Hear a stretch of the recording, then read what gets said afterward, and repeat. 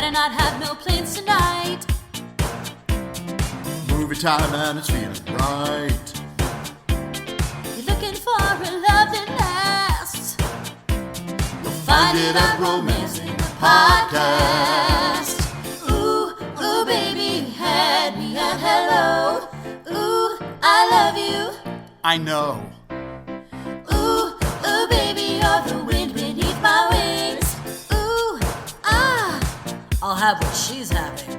Thank you for tuning into Romancing the Pod. You had us at hello. I'm Paige Wesley. I'm Mikey Randolph. And I'm Todd Schlosser. And this week, Mikey made us watch Bad Far and Away. accents. Oh, Far and Away. So, Mikey, walk us through why you made us watch this movie. I feel like the truths are self-evident on why we watched this film today. Not all films are created equal, Mikey. I remember this movie played a lot on television when I was a child. Yeah. That's the number one movie. I remembered the scenes I remembered from a kid. I remembered her parents cheating in the land grab. Yes, I remember that too. I hadn't even seen this movie until this morning, and then that scene happened. I was like, oh, wait, have I seen this? Yeah, I remember that. I remember that. Like, as a 10-year-old watching this on VHS, even then I knew that they were about to have the best sex they've had in 40 years. They're like, we're just doing this America thing for fun. And then I remembered them breaking into the We're house. just doing this America thing for fun. That's a wild way to describe the immigrant story. But those are the two scenes I remember. And then I'm happy how it turned out. It was a little long. You could cut 40 minutes out of this You film. could. But Paige, there's a cut that's 30 minutes longer than the theatrical cut that I watched, and I need to why? find it. I need to find that cut. I think it's just more long shots of sunsets. Damn it. Sorry. I watched this film and I was like, oh man, this is going to be long. This is going to be a long episode. And then I was like, Is it though? the first 30 minutes can be summed up in 3 sentences. Yes! Yes, exactly. Yes, yeah. I was like, what? This is wild.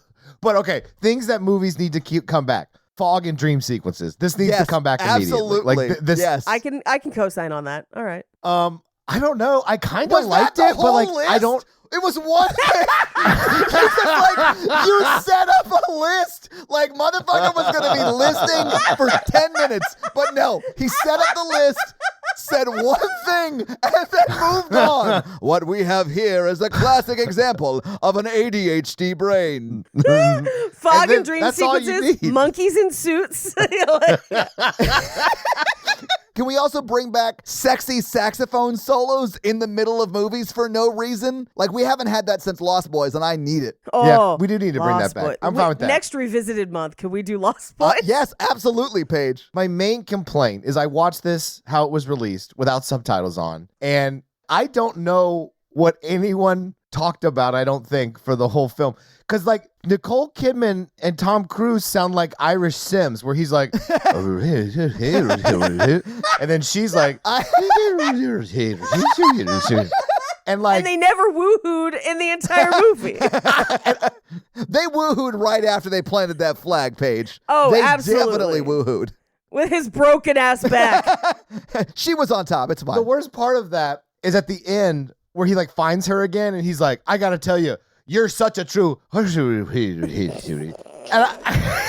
I was like, what the fuck did he just say? A corker. She's a corker, Mikey. He tips his hat, she blushes, and then she's like, and then she walks off, and I was like, so are they in love? Like, what's happening? Hang on, can I pause just for 1 second here and just... I need someone to leave us a 5-star review, but written phonetically, Mikey speaking in what he perceives Irish to be. The best part is, I think I could do a better Sims Irish than real Irish. Well, then that puts you head and tails above everyone in this film. I do like that Tom Cruise is attempting it, and I don't really know the Irish accent. I'm not good with accents, you guys know this, but it seemed like he was doing a pretty bad job at it. I don't think Nicole Kidman was really trying at all to even do it. I'll talk about it in fun facts because there's a lot. Because this movie has become a cult classic in Ireland for how bad the accents are. I love that. I love it too. And here's the thing. I watch a lot of television and such from the UK. So I immediately was like, what the hell is happening? Like, who the what? what is happening? And then on top of that, at the time, I'll burn this one fun fact because it was one that I noted as I was watching the movie. Burn that fun fact like we burned his father's house. We burned his father's house. So at the time, if you were a rich landowner in Ireland, they probably would have either been British, and that's part of why they were dicks, or whatever, and why the people below them hated them, or they would have at least had kind of a more anglicized accent.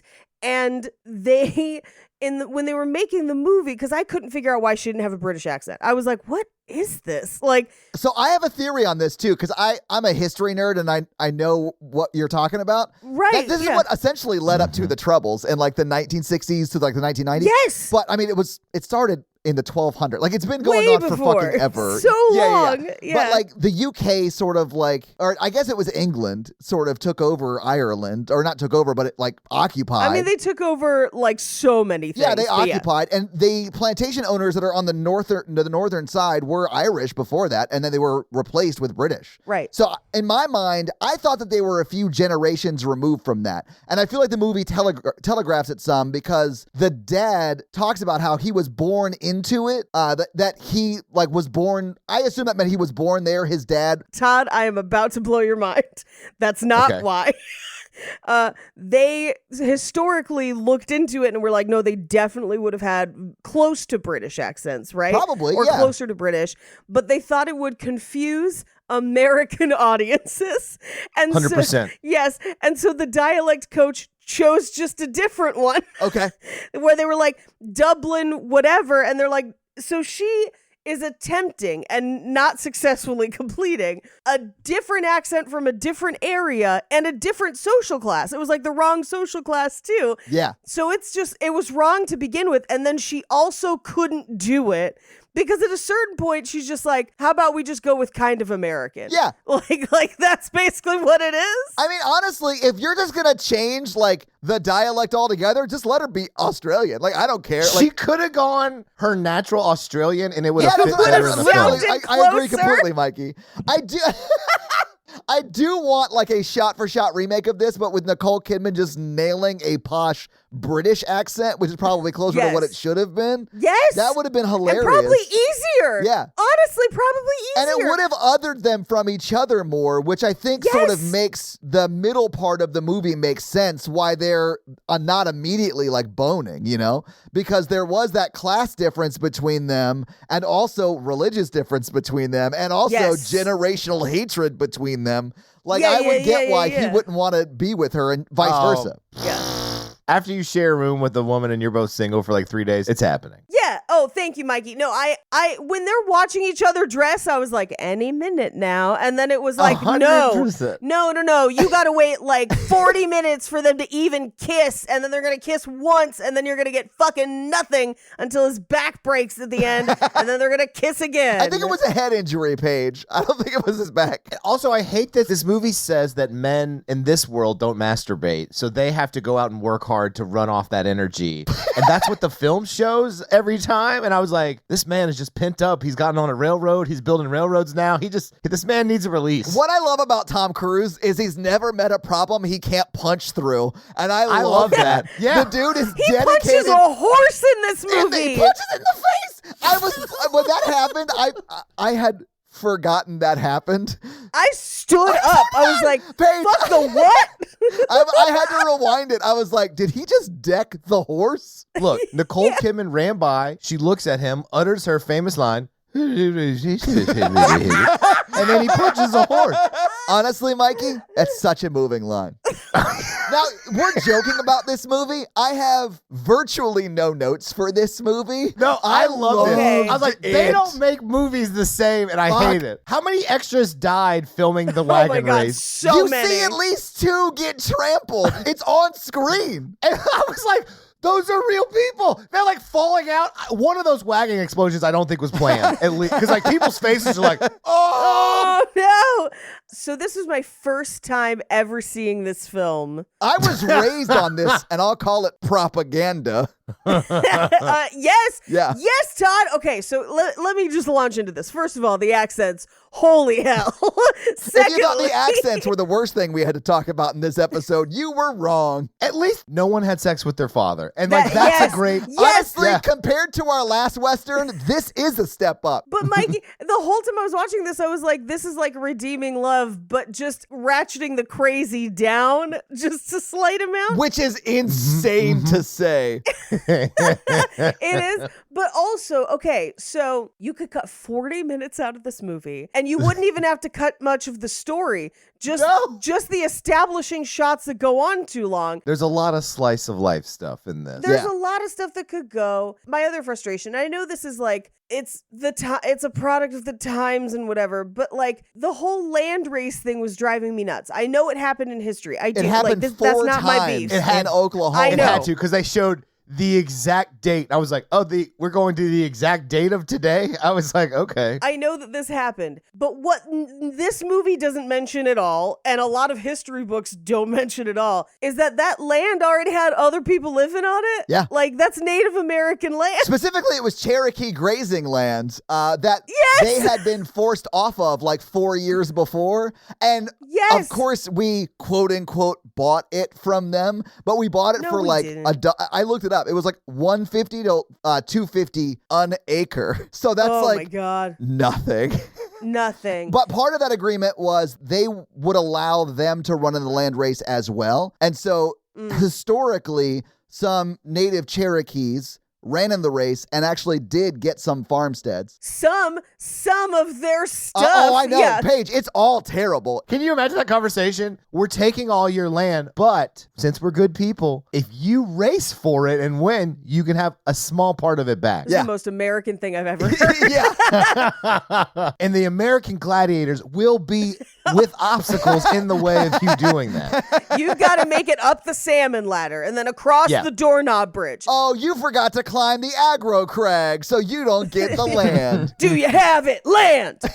Well, I sent that group text out right as the scene was starting where I was like, if this happened today, people would just murder the hell out of each other. Oh, people would just murder the hell out of each other. I would like to actually read verbatim what you said, if that's all right. Mikey said, if this happened today, I would murder 30 people. That is exactly what he said. I think you forgot one part at the end. Where I said same. Oh, I thought I typed LOL. No, I did not, you so I did feel not. good about it. That is a confession of a future crime. Yeah, good thing we didn't get that DNA done. Well, then the scene started, and then the extras literally started murdering each other in the yeah, background. I was like, absolutely. oh, okay. Well, and I think if we did it today, lots more murders because guns. But secondly, I would want it scored to California Love, like Tupac's California Love, because it has they're like dun dun dun dun dun dun dun with people like in dune buggies. Oklahoma knows how to land race. Oklahoma hates the native race. Yeah, I was gonna knows how to steal. Yeah. So that frustrated me that they're not only do they not mention it, you do not see a single indigenous person in this film. No, Paige, you do, but that's worse. I swear to God, Oh, it's really? heartbreaking when you see it because it's. no. Let me paint the picture. It's like dramatic music. Tom Cruise is just fucking decked a horse and he's like racing, and it cuts to 4 Cherokee men watching everyone else race, and they look sad. Of course they do. I honestly think Ron Howard knew the history, so included that shot. It's very quick, though, but it breaks your heart knowing the history of Okay, it. but that one shot is like, yeah, but that's not enough. Like, give the real story, man. I mean, yeah, but this is... We spent 14 minutes staring at goddamn sunsets. You could give the indigenous people a couple lines. Notice how the scenes that Paige thinks Ron Howard should have cut was sunsets. Tom Cruise all caked up. You know what I'm saying? Oh, no, keep the cheeks. But, like, although we do stare at his crack for a surprising amount of time. Yeah. Yeah, it was almost enough. This is also set up like a romance novel, but like an old-timey one where nothing happens. And I'm like, you did the one bed trope and we didn't get shit. We didn't get fucking shit. I didn't do this. That's a joke for like 8 people, but I'm going to leave it in because I love it. It's enough. Yeah.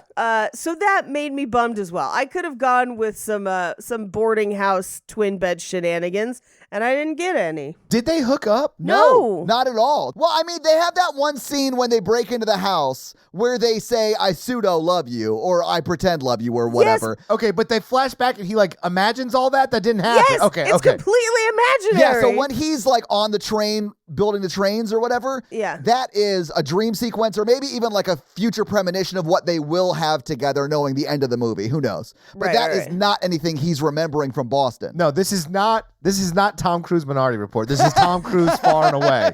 That is a imagination sequence. It looks like it's a blue ball. It's blue balls. Yeah, the blue balls are coming in. I'm going to ejaculate in 7 years. Yeah. I've never been able to solve horniness with work. That's never been a thing for me. It was specifically fighting Paige. It was like, I have to go beat up one of Paige's people. Yeah, no, that also would not have, that wouldn't solve it for me, I don't think. I do love that his approach to boxing was just like what boxing is sort of now, because it's like having a superpower, because they just stand there with their fists turned backwards. And he's just like bobbing and weaving. He's like, I'm a good boxer because, you know, and you move. I actually bought that he could fight because his older brothers would beat the shit out of him all the time. Sure. And as a kid who got beat up by his older brothers a lot, I cannot fight. So please don't try and fight me. I don't know what the fuck I'm doing. I loved his boxing. He's like, guys, to be a championship fighter, you don't get hit. They miss you and you move. And they're like, what the fuck? Have you tried not getting punched, you fucking idiot? Yeah. That's his energy in the bar. Like, that's what it is, yeah. If it was me, I would have curled into a ball and kicked with my legs while screaming like an infant. So 2 things, Todd. First of all, I don't know how you love this movie and haven't seen Rocky. Because it's the better version of the boxing act of this movie. There's no way that's true. Rocky has got gloves on like a pansy. People die in Rocky fights. That's true. People died in bare knuckle boxing fights too. Although, for the record, I just said that Not for in the this joke. film. I don't give a shit about bare knuckle boxing. Secondly, I refuse to believe that little 5'4" Scientologist Tom Cruise. They made him look so tall. No, they didn't. He still looks like a tiny, tiny short king. And he's, air quotes, beating the shit out of dudes twice his size and weight, which would never, he would get his clock cleaned every time. Well, that's why I think that, like, they had to really play up the fact that boxing back in the 1890s was, like, goofy as shit. Like, you would stand there and just, like, punch each other with your fist turned up towards, I don't know, it's weird. Also, if you like the second act of this movie, which is 99% boxing, you would also love every Jean-Claude Van Damme film. That checks I out like because some of I those. love all of those films. I think I just grew up on this movie. Like, I remember we had this on, like, VHS when I was, like, a little-ass kid. Is it 2 tapes or 1? I think it was 1. It was 1. But yeah, like, I remember watching this a lot growing up, and so... Well, I could see why we liked it because there's action. Yeah. The romance is kind of toned down. There's no sex and there's no cursing really. So your parents were probably all like, "Yeah, you can watch that film." Oh yeah, See, those are all reasons I didn't like it, but I saw it as an adult, so you know. Yeah, well, I mean, I think that's why we were allowed to watch it as a kid. I think is what Mikey's saying. Yeah, and why it's so like the propaganda of it all is so ingrained in us. Yeah. Well, as a landowner now, Oh man, yeah, and this movie really. says if you don't own land, you are shit, and that is a terrible message. It's like wild. it is so bad. It's a terrible message. Wink. Own some land, people. I mean, if you that's can, what Tom please Cruise's do. dead dad's Yeah. telling us to. Yeah. All you got to do is like kill your childhood bully for it. I think that's what happens at the end. No, the villain, quote unquote, just leaves. Like Nicole Kidman smacks him and she says, "Leave," and he leaves. Well, He tries to kill him like 3 times. he does try to He kill does him a like 3 really times. shitty job. We'll have to talk about that when it comes up because I hate that. He's gonna try and come back for sure. But also, I understand why Mikey's confused because half this movie was in Simlish. So, Yeah. you know. Simlish is wonderful. He comes back, he like twirls his mustache, he's like It shouldn't make me laugh as hard as it does. It's so stupid, but I love it That's so the much. one joke. That's the one joke I thought of before recording. I was like, I'm gonna do an Irish sim accent. I think it's gonna work. It's better than most of what's on screen. Hardcore disagree, because I love the fact that Nicole Kidman is so toxic that she like gaslights her family and Tom Cruise into going to America and then waits till her boyfriend or Tom Cruise settles on the land she wants to decide which one of them she wants to be with. Yeah. Right. Like, I respect that level of, I'm going to let y'all handle it and I'll just reap the benefits. Yeah. Well, I thought it was setting it up where he's like, you were mad and mad doesn't suit you or whatever. And then Tom Cruise comes and he says, I think you're such a big corker. A corker. And I was like, She's a corker, Mikey. does that mean she's mad? Like, No, is that okay. the opposite of what he's saying? I don't know what the fuck they're talking about. And then she's like, punch that fucking horse in the face. I want to be with you. Take him by the bit. So corker means an excellent or astonishing person or thing. Cool. This was like his "you complete me" moment of this film, and it really doesn't work because I had no fucking clue what he was talking about. Corker. I don't even know her. Yeah, I was like, guys didn't cork, did you? No, I wanted to watch some corking. What I wanted from this movie at the end, if it was written today, what I bet it would be, is that Tom Cruise runs the race exactly the same as he does, not realizing that the night before she ended things with that guy, told him that she doesn't want to be with him or whatever, and then they're running the race separately, right? And then sort of come to each other during the race, and then they have to kill that guy. Like, that is the end of this movie that I want. You know, they still end up with the land, but they also have to kill her ex. Well, they got to bury him on it first. Like, that's their first thing. Listen, nothing brings a family together officially like killing Then and having to burying hide a body. Look, good relationships start out by putting the literal skeletons in the closet, you know? Well, they're gonna have to build the whole damn house before they can do that, though. Are you worried about our ex? No, we killed him together.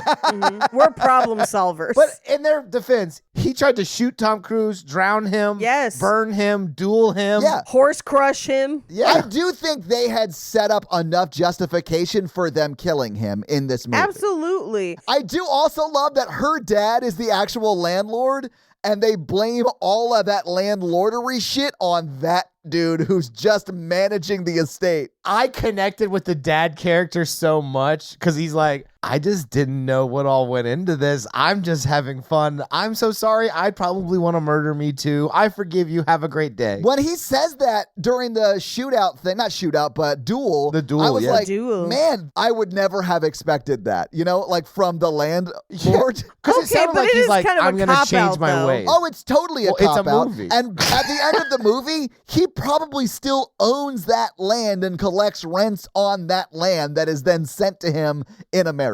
So yeah, I mean, he's not a hero either, but Mikey, to your point, he's super likable. Yeah. He also looks like Captain Kangaroo. And that is another thing I love about him.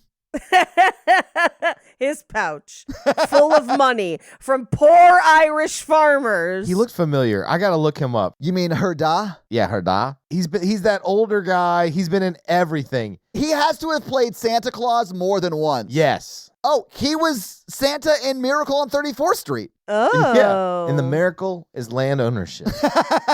Well, let's get into this movie so we can talk about it scene by scene and really get into why land ownership is so important. Great. It opens with a title card that says Western Ireland, 1892. And right off the bat, the narrator has a bad Irish accent. And I was like, what is happening? Oh, that's what it says? It just goes... Is it narrated by the character that plays Tom Cruise's dad? I think so. Who also has a bad Irish Well, that's accent. what I was going to say, because I don't recognize that dude. Why didn't they just cast someone who was Irish? I don't.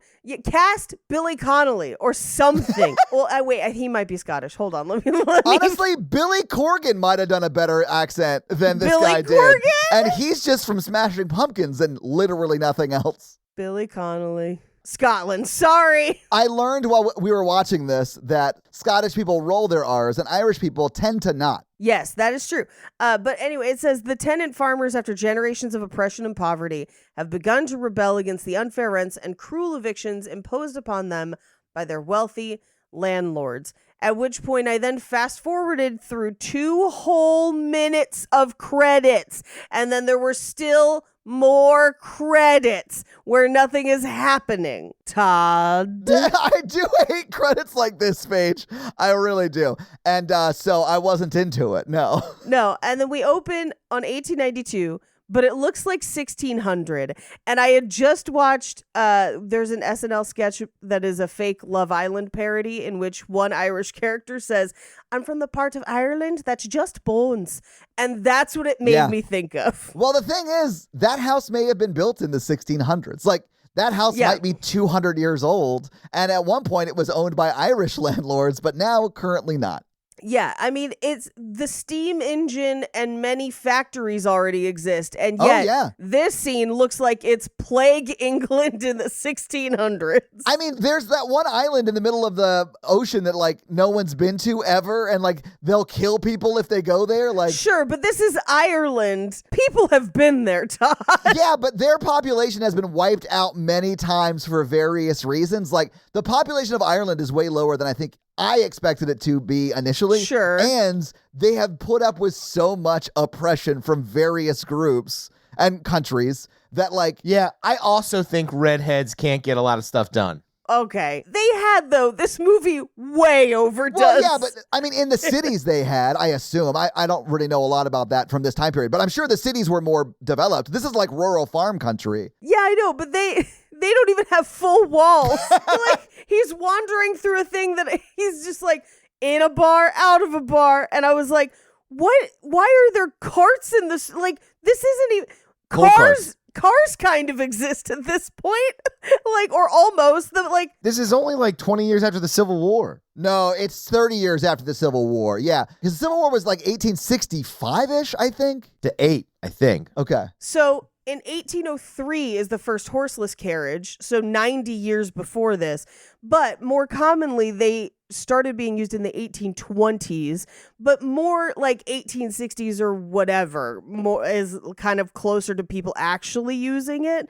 But it would have been like at least 10 years before these people, not to say that they would have them, but the fact that it looks 40 years before, like, it looks... This scene could be out of the Middle Ages, Yes! the Dark Ages. Yes! I mean, it doesn't, like, they're poor farmers. I mean, I get it. This checked out to me in a very real way. Like, I was like, oh, that makes sense. They're very oppressed farmers. See, no, this to me looked like America thinking they know what Irish poverty was like, and then just being like, yeah, you know, like the plague, and then just making it that.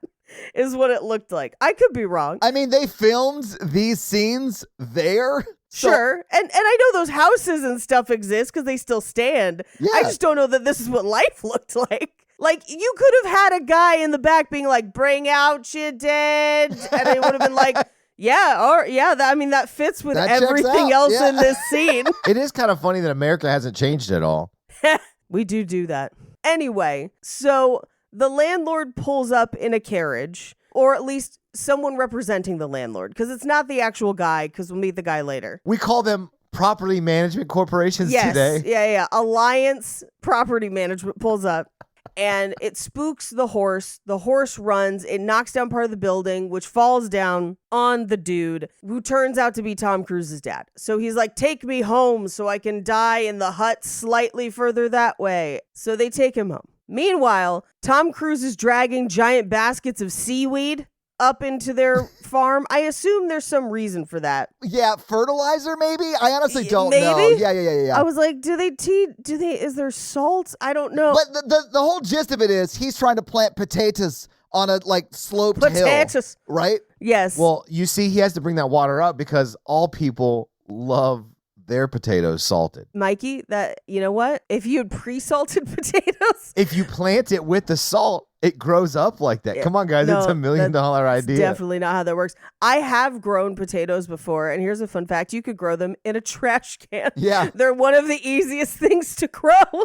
That's why they're like a common source of food for like impoverished and like places that don't really grow food very well. Yeah. They're a very hearty vegetable. I love potatoes, honestly, though. Like, I fuck with potatoes. Everyone loves potatoes. Yeah, I fuck with potatoes. I'm going to grow pumpkins this year. What? Hell yeah. What? I have a yard now. I am a landowner. Yeah, we all three are. Yeah. Finally, Paige's vote can count. I'm not. Oh, thanks. Anyway, so he's talking to his dad, and his dad is just like, You'll have your own land someday, and someday my Irish eyes will be smiling down upon you. And that's about as bad as the accent is in the movie. So Well, he says some other wild stuff because he's got two other brothers, but he's like, fuck your other brothers. He's just like, come here. And he like grabs them. And he's like, yeah, the other brother is Price from Mad Men. Yes. Yeah. I was gonna bring that up, and he's great in this too. It's so fun to see him like as a young actor who like doesn't get big parts yet, because he's amazing. But his dad basically says, family doesn't matter. Nothing matters. Kill anybody to get that land. You need that land. I think you heard a different cut than I did. Get that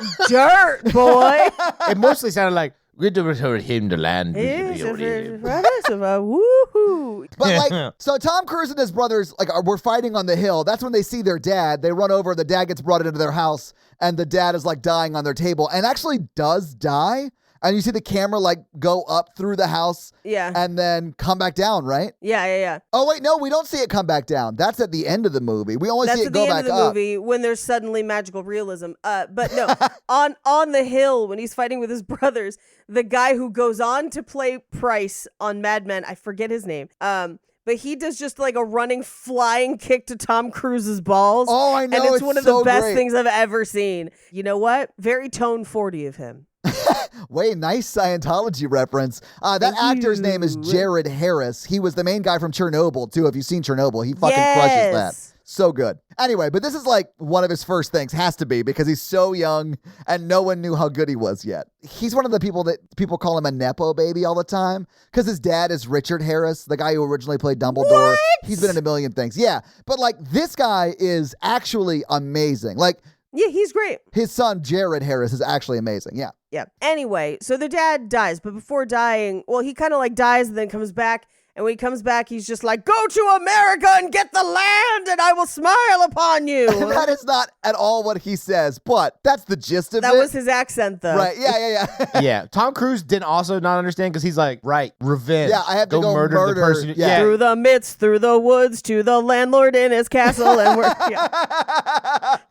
But yeah, like if someone stole the land that we once owned and we had to pay them rent, then my dad, who used to own the land, died, and the management company came and threw like an eviction notice down on his casket and then burned the fucking house down. Like, I get why Tom Cruise wanted to kill Nicole Kidman's dad. Yeah, oh, yeah, for sure. I also was like, you're burning the house down. That's square footage. Like, rent it out. Like, what do? You're not being a responsible landowner. With total stone houses like that, you really only have to replace the roof and anything that fell during the fire. Yeah. Really, it's kind of a teardown. It's a fixer-upper. They're going to list it on Zillow as a fixer-upper. What you guys don't know is Paige just bought this literal house in California this house. for $100,000 more than anyone thought she should pay for it to begin with. We're going to put in solar, and since we burned it, we've got an open concept floor plan. Lots of natural sunlight without that thatching. Open air skylight. We're going to put an island in the kitchen. Anyway, they have his dad's funeral, and that's when Steven from the landlord shows up to burn his house. Yeah, the villain. Clearly the villain. Yeah. I actually like him as a villain, though, because I can see how from his point of view, like the entitled sort of British occupation point of view, where he's like a good guy, because according to the laws of the land, he's just doing what he's legally entitled to. It's just fucking horrific what he's doing, right? Yeah. I just think he's so out of it, he doesn't realize it. I think he does it because he enjoys hurting people. Yeah. Because the boss, Nicole Kidman's dad's like, oh, he's not supposed to be doing that. Yeah. I'll have to address that in his performance review. Oh, yeah, it's clear that the dad didn't want him to go down there and burn that house. You know what I'm saying? Like, Yeah. and, like the dad's way out of the loop on the management of his assets. Which, for me, carries its own level of fault because Oh, he's yes. not paying attention, so bad things are happening. It's not malicious, it's negligent, but it's equally as bad. Yes, and I do have in my notes, I know that this guy is evil, but he could get it. So Paige has a thing for those handlebar mustaches. I got a thing for people who speak with authority and might sound mean sometimes. Should we address this in therapy? Maybe. Anyway. You definitely shouldn't. They have Lean a into funeral. it, baby. They have a funeral, and I was sad that we didn't get a shit body falling out of shit wood rolling on the pavement. Which I still think is the funniest sentence ever written. Guys, if you haven't seen I Think You Should Leave, that is the show Paige is referencing that's making me laugh Yes. every time, but not Mikey, because like America, not many people have seen it. Yeah. No, this has been your weekly episode of Paige Watches Good TV, and no And one you listens should to her too. recommendations. Oh my God, Paige, you stood up and I saw what shirt you were wearing. Oh, yeah. Yay! I'm wearing the same one, baby. Twins! We just watched Deadstream, so the shirt from Deadstream is the what we're both wearing. Yes. That's on Horror Virgin, though. That's fun. So Hottie McMustache burns their house. Can we call him that the rest of Hottie McMustache? Hottie McMustache I the love it. entire time. Yes. And so Tom Cruise is just like, I'm gonna kill you. Oh, yeah, he's stewing on it, man. He wants to go kill everybody. Yeah, so he goes to the town drunk who gives him a rusted gun and is just like, Captain Moonlight, wink, wink. I was not at all surprised that he learned about Captain Moonlight while also drunk. Like, it seems like a bad idea, but also at the end, like, not the end, but the end of this little, Later Irish when we find storyline, out. like, that Yes. becomes a thing, right? Yeah. But I think it's just because they were going to Coyote Ugly and they were like, can't stop Captain Moonlight. Can't stop Captain Moonlight deep in the dark. I will burn down your house, but you know that I'm Captain Moonlight. Okay, so That's a joke for anybody who saw Coyote Ugly in 2004 Yeah. or whatever. there when that you movie go. came I'm in out. a very singy mood today. Fucking deal with it. I'm into it, Paige. I ate 2 ham and cheese croissants while watching this. They were delicious. I am happy and singy. I think we should start talking about how long a movie is based upon how many ham croissants we can eat during it.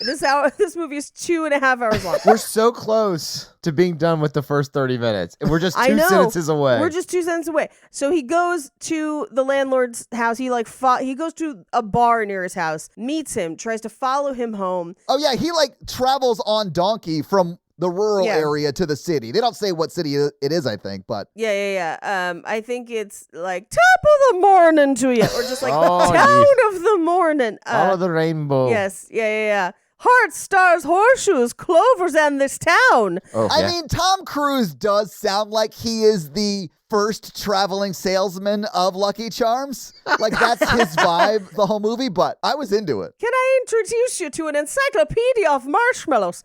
So he shows up at this bar. He meets the landowner, who seems to just be like a jolly old man who wears military uniforms all the time. Yeah, it's called Stolen Valor, and landlords do that kind of shit. Valor!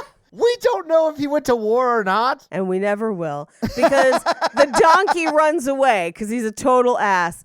And Tom Cruise. Okay, so I actually thought he wanted the donkey to run, go back home, because I think they could do that or whatever. Go to your home. Yeah, go home, because he was on what more or less amounts to like a suicide mission. Like, I think he Can't you knew. see I don't want you anymore, donkey?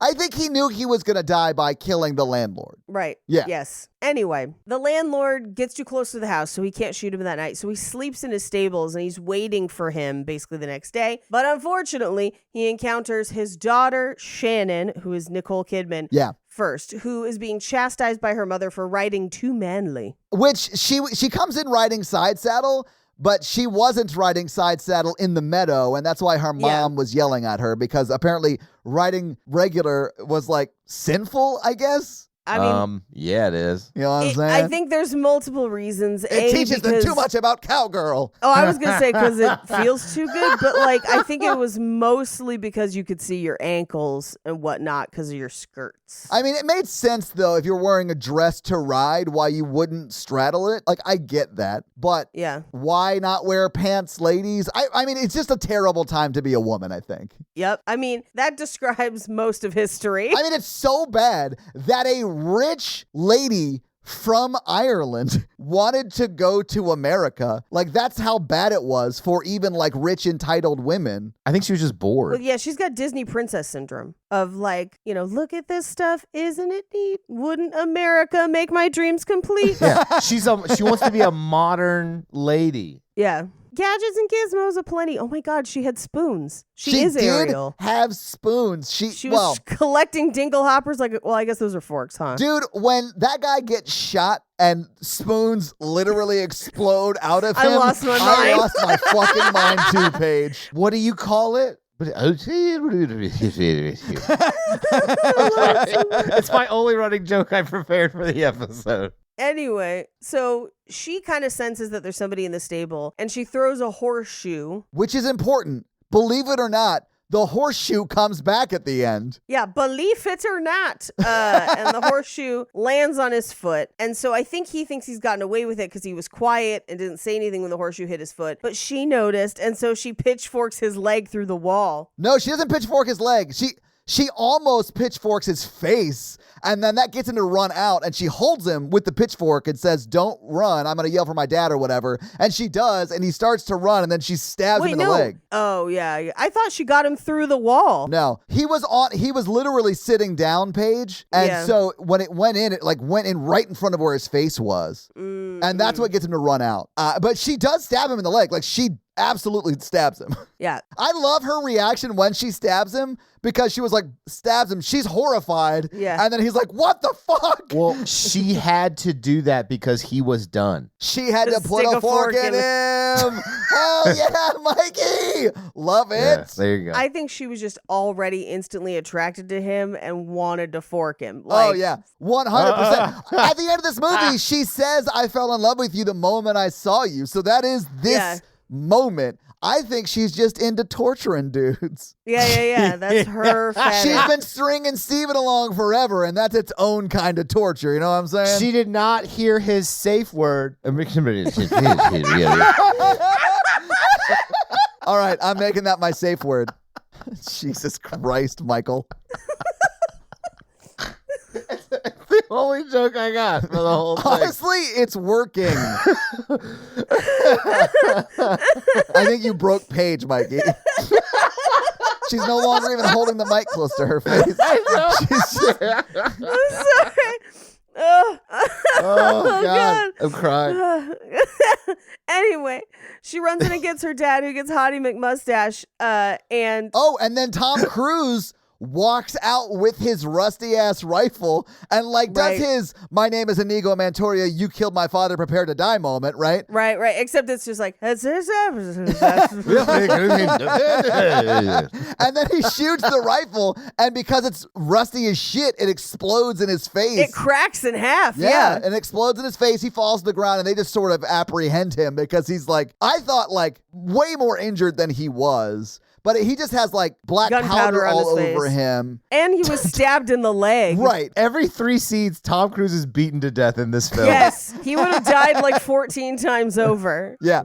I like at the end where he's like, no, I'm not actually dead. Wink. Well, and the horse rolls over on him. That's why I thought he had a broken back. I was and like, then that would kill you. 100. And he also hit his head on a rock, and then he actually dies and then comes back to life because women. Magical realism. Yeah, guys. It's called bookending, and it's the same thing his dad did. And that's why when he comes back to life, he says, I'm surely not going to die a second time because his dad did, right? Right. And also, he's clear. So, like, I don't know if you guys know this, but they can choose the absolute moment when they leave this realm. Yeah, just like LRH's corgis did, because they were also clear. Google that shit. He cleared his corgis. Anyway. I think you'll find they cleared themselves, Paige. Yeah. Just licking that e-meter. Self-responsibility. They became clear.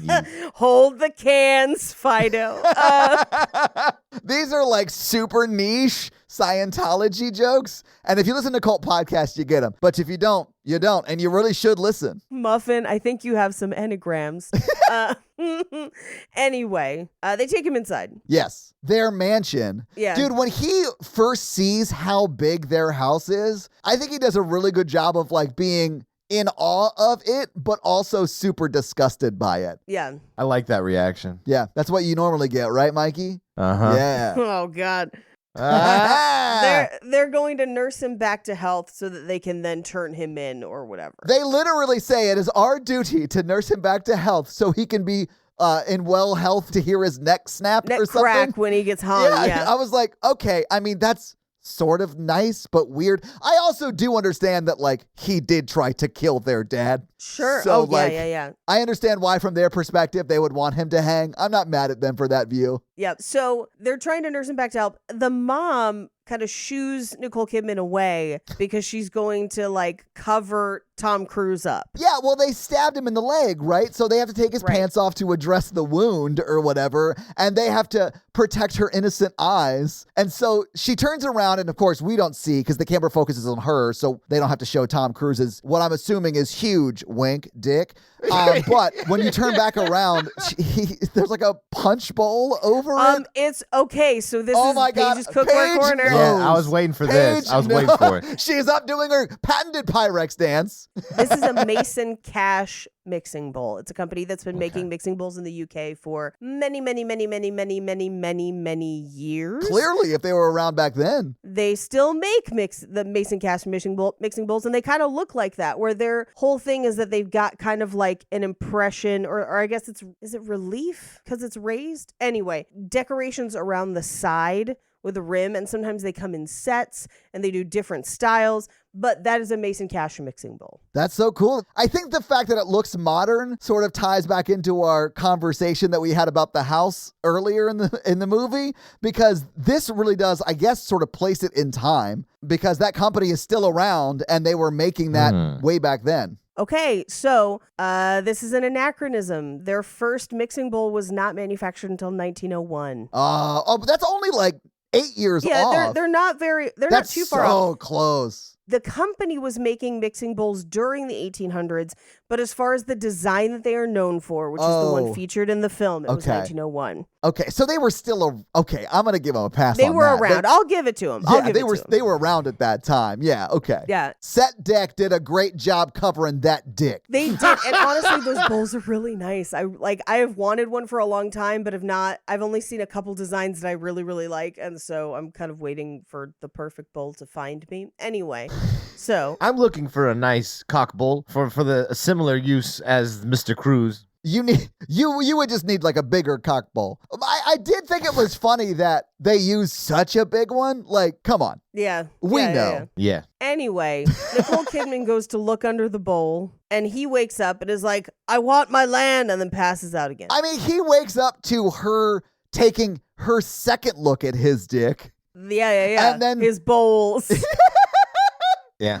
And honestly, I think this is the moment she's referring to when she says she loved him at first sight. She wasn't talking to Tom Cruise at the end. That's why it pans away, like he's gonna float away, and we don't see that she actually was addressing his dick at that point. Yeah. He's got strong, like the leprechaun from the movie The Leprechaun energy with the land thing going on. Yes, he does. I just need my land. And you're like, okay, buddy. Instead of the flag, it should have just been a shoe. Yeah. Should have been the horseshoe. Okay, but what about a shot-by-shot remake of this movie? But it's with Warwick Davis? Warwick Davis. I want to see Warwick Davis take on a giant Italian man in a boxing match. And win. Well, he loses, but barely loses. Oh, that's right. You know what I'm saying? Barely loses. Anyway, we cut to tea downstairs, and the ladies are like, oh, a murderous insurgent. Did you get a look at him? And Nicole Kidman's like, a peek. Wink, wink, Which wink. is true. Which is true. She got a peek at that dick. But this is also where Steven shows up and he's like, hello, Shannon. And she's like, hello, Steven. And I'm just like, oh, her and Hottie McMustache gonna get it on. I don't think they ever even kissed. No. At the end of this movie, right before the race, when they're still very much together talking about being married, when he goes in to kiss her, she gives him the cheek. Yeah, she's like, you look like your mustache smells like bacon. Is that a bad thing? Depends on how much you like bacon. I like bacon. Yeah. So, you know. Anyway, Tom Cruise gets up and gets dressed. And he comes downstairs as Shannon is playing the piano and playing like She starts out with Moonlit Sonata and then goes into something like, it's modern. It's from America. That is exactly the energy too. But it feels like a ragtime piano jam kind of thing. I don't know if it is, but it felt very that to me. Hello, my baby. Hello, my ragtime darling. gal. She was like, this is this new radical music called choir music from America. Well, she could have also been making it up, which would have been funny, but you could have also done like the piano intro to Still Dre, and I would have loved that too. Just like, this is from America. Bling, bling, bling, bling, bling, bling, bling, bling, bling, bling, bling. I actually just looked it up. Ragtime music started in the mid 1890s. So that would have All been right. around this time. There you go. Anyway, he gets dressed, but the door is locked, so he has to punch through the door to get out. Loved it. He puts his shirt around his fist and punches through it or whatever. Yeah. Here's Tommy. Yeah. So he gets downstairs. He sees Steven, who burned his house down. Everyone runs. Steven has him like pinned, but then he like flips and puts his boot on Steven's neck and spits on him. And he's like, pistols tomorrow at dawn. And Tom Cruise is like, yeah, I mean, like, I was going to die anyway tomorrow at dawn, probably. So, like, Whatever. the method doesn't matter to me so much. And it's a large amount of spit, which is surprising since he's been unconscious. He's got a it was big like, mouth and weird rabbit teeth. So, like, yeah. Maybe he's a nose breather while he sleeps, so his mouth stays moist. Moist. Anyway, this is where in my notes it says he's evil, but he can get it. Yes. So Hottie McMustache. after he gets spit on. Oh, this is where he gets spit on. And Paige, this is where Paige was Oh, like, he's kind of hot. oh, man, he is hot. we have not done the spit list in a long time. We haven't, but apparently. I have a spit list. Number 1, this guy. Hottie McMustache. Yeah. Because remember before when I did a list and there was only one thing on it? That was a wonderful callback Paige and I both missed. I've got a list. 1, more fog in movies. That's End it. That's of the list. list. I'm going to start doing that like at work with my team. Like, being like, all right, here's what I need you guys to get done. First, your job. See you guys tomorrow. That's how I manage. Oh my God. Anyway, so we cut to the room later and they've boarded up that door. And she climbs into his window and is just like, hello, I'm running away. You're not the only one trapped. I'm going to a modern place. And he's just like, what is this rich idiot saying? Like, what is happening? Oh, yeah. And he's like, no, you can get fucked. I'm fine. I don't want to go with you. I don't want to go to America. Whatever you need, I'm out. Right. And she's like, and he's like, I'll never leave Ireland till I die. And she's like, cool, that's in like 5 6 hours. Yeah. I thought that was a great line. Because then he's like, oh, shit. I think that's the moment he was like, oh, maybe I should have said yes to that. Yeah. But this is also where she introduces the land race. Yes. That they're giving away land for free and she wants to get there. So she's like, I can't travel alone, so I'm going to need somebody to help. You should come anyway. You could be my serving boy. And he's like, oh, I can polish your boots for you and make you cups of tea. He's like mockingly saying this, like, fuck you, how dare you ask me that, knowing why I'm here. Yeah, he's like, And she's just like, yeah, exactly. Yeah, exactly. Yeah. She's like, that sounds great. That would be great. Do just that. Perfect. Yeah, like if you're available, yeah. But that's why he's like, fuck you, get out. And then she's like, Yeah. okay, cool, you're going to die in 5 hours. Bye. Yeah. Fuck you and the click you claim, rich bitch. He rethinks it, though, when, it's pistols at dawn time. Sure. So they get up the next morning. He's had a good breakfast, and the landlord is going to be his second in the duel. Yeah. And I think he does this so he gets a private, opportunity to sort of apologize for generations of oppression. Yes. Which is nuts, but super nice. Like, that would never actually happen. yeah, he's just But like, it's super I'm nice. sorry. Bye. But that's what, I think makes me okay with him being there at the end and being sort of happy for him. Yeah. I do feel like the movie paints it in a way that he's trapped in his own sort of thing he doesn't want to be a part of. And so he leaves it, even though that is historically fucked up. Yeah. But I mean, he also does steal the land at the end and then Yeah. I mean, he's been not a stealing good land guy. his whole life. That's the American way, okay? Unfortunately, it is the American way. It's very sad. Like, if my neighbor leaves, stealing his land. Heck yeah, dude. we sold the house to somebody else. Too bad. Didn't put your name on it. I licked all the doorknobs. I planted a green flag in the front, so that's mine now. Why are you sitting on our porch with a bowl over your dick? The weird thing about everything you guys just said is I'm pretty sure I've heard a sovereign citizen say that they're allowed to do all of those things. Yes. That's why sovereign citizens are so wild. We cover them on cult podcasts from time to time, and they're always a hoot. There is a lot of overlap between sovereign citizens and cults, which is very sad. Mm-hmm. Yeah. Anyway, what he says to him is basically like, I didn't know about your family. I didn't know that was happening. I didn't know they were burning houses down. I understand why you'd want to kill me. I don't blame you. And I forgive you. And I'm sorry. Yeah. Which part of me is just like, too little, too late, you negligent bastard. But, whatever. I mean, it's nice that he offers this apology, but it does nothing to help Tom Cruise in any actionable ways. So, whatever. But it does make me like the dad more later in the movie. Yes. So the duel starts, they turn, they go to fire, but before they can, Nicole Kidman rides her cart in between them so that if they fire, they would hit her, and neither of them are willing to. And this is where he climbs into her cart and they ride away. But this is the scene that Mikey was talking about when he made his long-ass list earlier. Mm-hmm. Like, this scene has so much fog between the two shooters that they can't see each other. And that gives time for Nicole Kidman to, Jean Valjean out of the house with the silver spoons and, pick up Tom Cruise as they bone out to America. Yes. They 2460 run to the boat. You know what I'm saying? Yes. To their castle on a cloud. We cut to them on the boat, and she's like, I paid for your passage, so you get to be my servant. And he's just like, ugh. He does sort of half-ass at it, though. Right. And she meets somebody on the boat who is like, oh, yeah, the whole land thing is true. I'm from Ireland and in Boston, so, I know what's up. You should stick with me. Yeah. And he basically is like, hey, get out there as soon as possible. Get, horses, everything. She's like, well, I have money, but it's in the form of ancient spoons that I need to sell, which I don't know that they would have been worth that much, but whatever. Who knows? I mean, I have no idea, but who knows? She thought it was more than enough, apparently. Yeah, well, she is young, rich, and dumb. So, you know. Lady. That's Mikey's type. It's actually half his age plus 7, but double his net worth. That's what he looks for. Half my age plus 7 acres. Anyway, he tells her, he's like, I'll find a shop that'll treat you honestly and help you sell the spoons. But he is, I think, just a con man. I don't think he's necessarily from Ireland.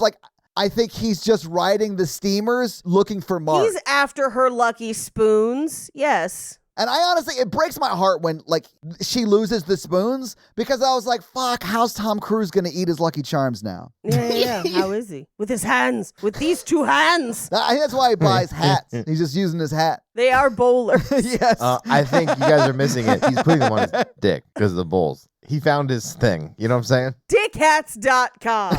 Do you need a hat to cover your dick? Are you trying to spice up your jaunty dick pics? Go to dickhats.com. Also featuring monocles. Yeah, and mixing bowls. From mixing bowls, dixingbowls.com. Dixingbowls.com. We've got a recipe for sexiness. And it's dixingbowls.com. God, this is why comedians make the best marketers. I know. Anyway, so Tom Cruise is like, I don't trust him. Cover your ankles. But they arrive at Boston, and he's like, your friend has vanished. He's not with us. So she kind of chases him down. And as she does, 2 guys just show up and shoot him. And he drops all the spoons. So, he had stolen her spoons. And she had no idea she was getting caught the whole time.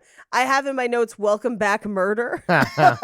Instead of Cotter? Yeah. Welcome back, Corker. Corker. I love the spoon scene because she stands there horrified while spoons explode out of this dude.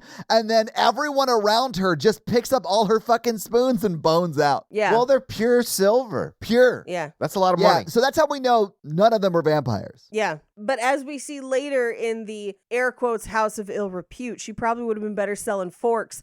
Am I right? Paige? She definitely would have been. I do like that this movie will walk that line of, yes, they live in a brothel. No, she's not a sex worker, Well, that's like a whole season of Outlander where they live in a brothel one year. Anyway. That's where I studied abroad. in a brothel. I bet a lot of people have studied abroad in a brothel. Yeah. I got Paige's number today, and that number is dumbass jokes. That's always Paige's number. Yeah. That's my I know. number. Paige is a comedian, so I can't be good at comedy to make Paige laugh because I'll never be as good as her. So I have to be bad at comedy to make Paige laugh. So you study a literal broad at a brothel, you guys. Can I tell you, I have watched your karaoke video with my parents. Love it. We still haven't released that one publicly. We've released one. We have not released The Righteous Brothers. I haven't gone back to even watch it. Okay. It's a real fun watch because I had been trying before you sent them to me. I had been trying to impersonate it to try and express how funny it was. Paige, there's no way you can do it. There's no way you could do that ever. And I thought I was kind of nailing it. And my parents were like, it can't be that bad. You're being a dick. And I was like, no, I swear. And so then I showed them the video, and my mom and dad they were like, how? What? I'm so bad at singing. How? They can't figure it out, man. They're baffled. They are baffled. But it's so good. Like, it's just so charismatic. I love it. It's amazing. They did. They were like, he's going for it. Like, Yes. when you get down on your knees in the middle of it, they're like, I mean, credit where credit is due. He's doing the most. It's just, we don't know the most of what. Like, we don't know what it is, but he is doing it. Should I post it to the Facebook group? Please. Yeah. I'm so bad at karaoke, though. But you're okay, Mikey, if I post that video to the Facebook group? Yeah. Here's the thing. You are giving it 110%. It is just so shockingly bad, but then you keep going. So you win people over the longer the video goes, because people are just like, how? What is happening? The worst part is that people could really sing in that basement, and I hated that. Yeah, Paige and I were both there, Mikey. Well, the funny one is 500 miles where Todd and I are clapping to keep you on beat. Yeah. Which you do end up on beat, and therefore that one is successful. It's great. Yay. Oh, Mikey, never stop doing that song at karaoke.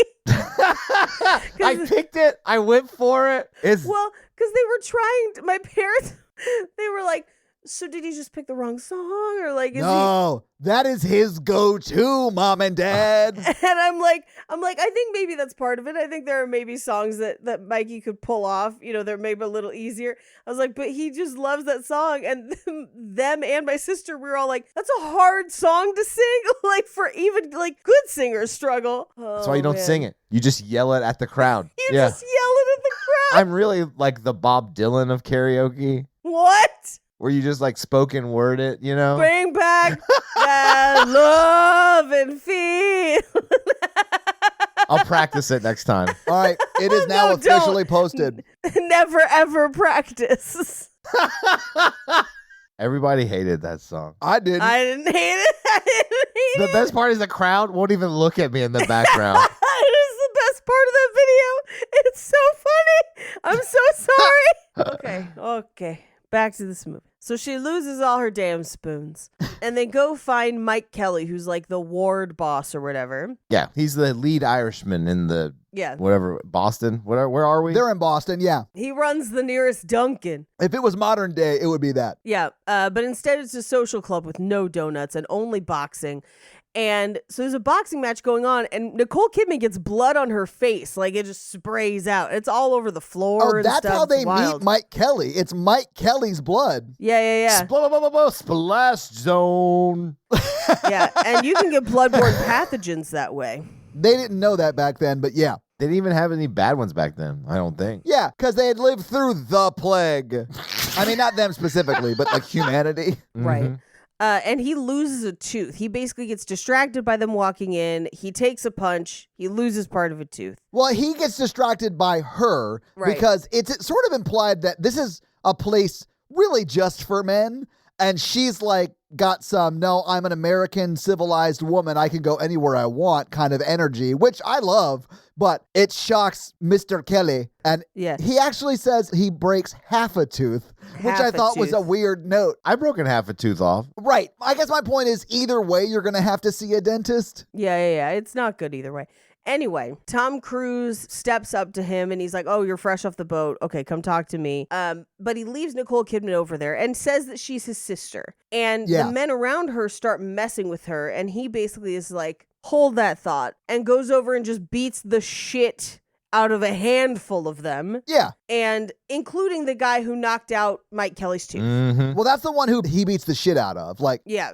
And so Mike Kelly's like, nice, I think we could use you. Let me go house you at Molly K's, which is the brothel down the road. I do like that he comes over and he's like, you beat up the man that beat up me. I'm not sure how I feel about that, but I feel like I can use that skill.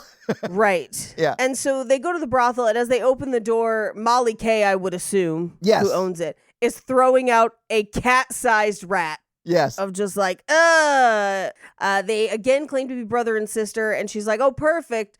Someone just died by suicide this morning, so I've got an open bed. And you're just like, oh no, this place is bleak. In that one sentence, you know that place is gonna be dirty and haunted. Haunted.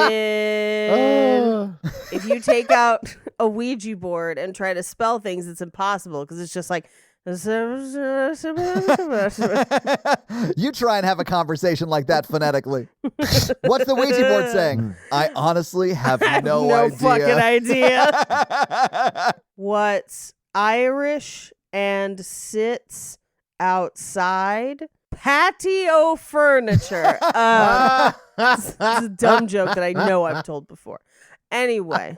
Nicole Kidman's like, we can't stay in one room in one bed, and anyone who's ever read a romance novel is like, oh yeah, you can. Yeah, you can. But like, what if you did though?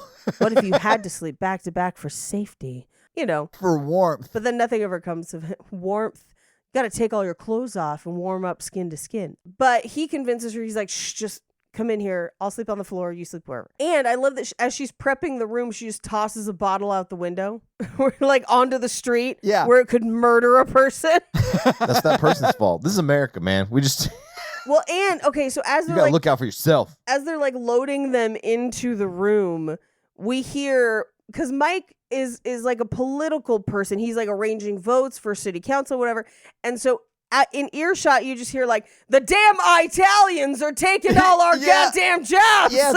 Well, because Mike Kelly is also campaigning at the brothel. Yes. Right? So he's like, othering people to get his political group to vote for him. Yeah, garlic smelling, pasta eating bastards. Yeah. I actually figured you wouldn't like this movie because as much as it is pro land ownership, it's very anti-Italian. Anti-Italian. You just don't get movies like that anymore. You don't get Italian racism like you used to. No. Well, you've come to the right podcast. Because it's me, old-fashioned Italian racism. Oh, it's me, them boot country yelling aloud, hand-talking assholes. Yeah. When I explain to Italians how I feel about them in my country, I said it's like a pineapple on a pizza. Is that a good thing or a bad thing in your opinion? I don't even know. Well, it's a bad thing in their opinion. I know that because they're Italian. Okay. Why you don't like my whale? Get started on your resolutions with Factor, so you're ready for the new year. Factor's ready-to-eat meal delivery takes the stress out of meal planning and sets you up for success in the new year. Skip the groceries, prep work, and the cooking fatigue. Instead, get chef-crafted, dietitian-approved meals delivered right to your door with over 35 meals to choose from per week, including options like keto, calorie smart, vegan plus veggie, and more. Plus, over 55 weekly add-ons. You'll have tons of nutritious and flavorful options to kickstart your resolutions. Factor now offers like a load of snacks. In fact, we just got some of these like smoothies that were really great. They have a banana chocolate smoothie that I drank way too much of. It was so good. And even better than that, when things get hectic, Factor's flexible. So you can change up your order every week with plans from like 4 to 18 meals per week. So you can have a bunch of meals or just a few meals depending upon how many times you need meals that week, right? So it's great. So head to factormeals.com/romancingthepod50 and use code romancingthepod50 to get 50% off. That's code romancingthepod50 at factormeals.com/romancingthepod50 to get 50% off. I wonder if I could do an Italian Sims.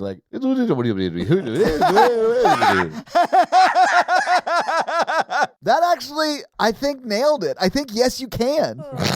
Giuseppe. Giuseppe.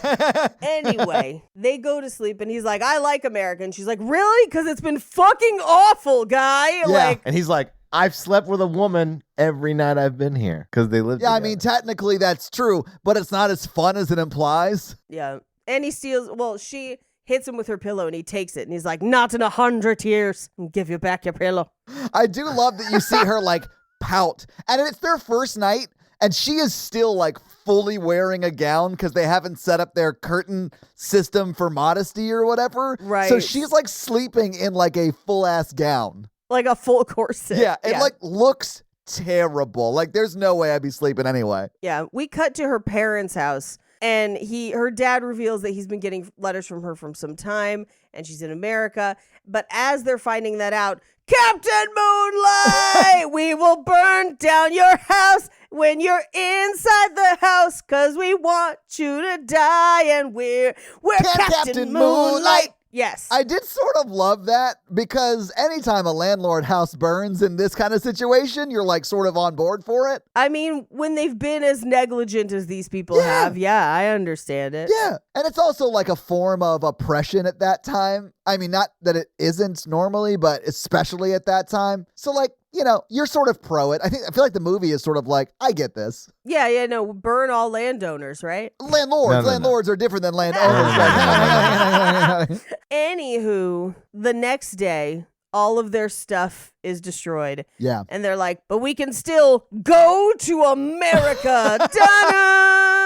Well, I like how he has to ask his people. He's like, I'm still rich, right? Like, did that mean anything? And they're like, yeah, no, you're super fucking rich. He's like, cool. Yeah, sorry, your house burned down, but you own 400 other houses. So you're going to be fine. Yes. And they are. Like, they go to America in such a lavish way. I was like, oh, he's still getting his income from the land he owns in Ireland. Yes. So in America, Clint Howard is running some sort of chicken factory where they both work different things at the chicken factory. Yeah, I mean, they're like defeathering and he's doing some other job. I don't know what his job is, but she is clearly like plucking chickens. Yeah. And so is Clint Howard, you know what I'm saying? You know what I'm saying?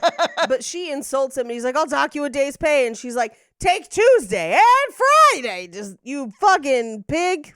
Spineless fraction of a man. I do love that Ron Howard puts his brother in movies. I also love that almost every time he is like made fun of for his appearance. Yes. Like in almost every movie he's in. And I sort of think either that's the meanest thing or the best like practical joke you can have with your brother, you know? Like, I just hope Clint Howard's like, oh, I get to be in another one of your movies. Awesome. What's going to happen to me this time? Oh, I'm being made fun of for being ugly. Thanks, older brother. I think of this the same way that I think of me willingly accepting people telling fat jokes to my face in roast battles. Oh, roast battle? Yeah. Because I'm just like, yes, I'm using my unconventional appearance to make money. Yes. Like, book me on everything, thank you. Oh, and Clint Howard has a very successful character acting career. Like, even outside of his brother's movies. Yeah, oh, absolutely. Yeah. So, I mean... He has made money off of the way he looks, which good for him. He's good. Yeah, he's great. So we cut to their house or their room and they're counting out the money and Tom Cruise has saved money. Shannon hasn't because she keeps insulting people. Yeah. But this is the undressing scene where like she be looking at that crack and he be looking at that side boob, but nothing happens. Literally nothing happens. Yeah. Side boob was like third base back then. Oh, yeah. though. Oh, yeah. Yeah. Except the only thing that does happen is he gets like super horned up and doesn't like try and make a move. So he like runs down to the social house to like fight. I think you guys forget that he just screams on the floor at her and then leaves the apartment. Yeah, no, okay. So here's how it happens. Because she says, am I beautiful at all? Which I think is her way of being like, you've never made a move. We've been sharing a room this whole time. Yeah, I sort of thought that was like a welcoming. Yeah, like, hey, let's address the elephant in the room, which is me looking to get fucked by you. How you feel about that? That's what I thought she was saying, more or less. Yeah. The elephant that you keep under that pants bowl.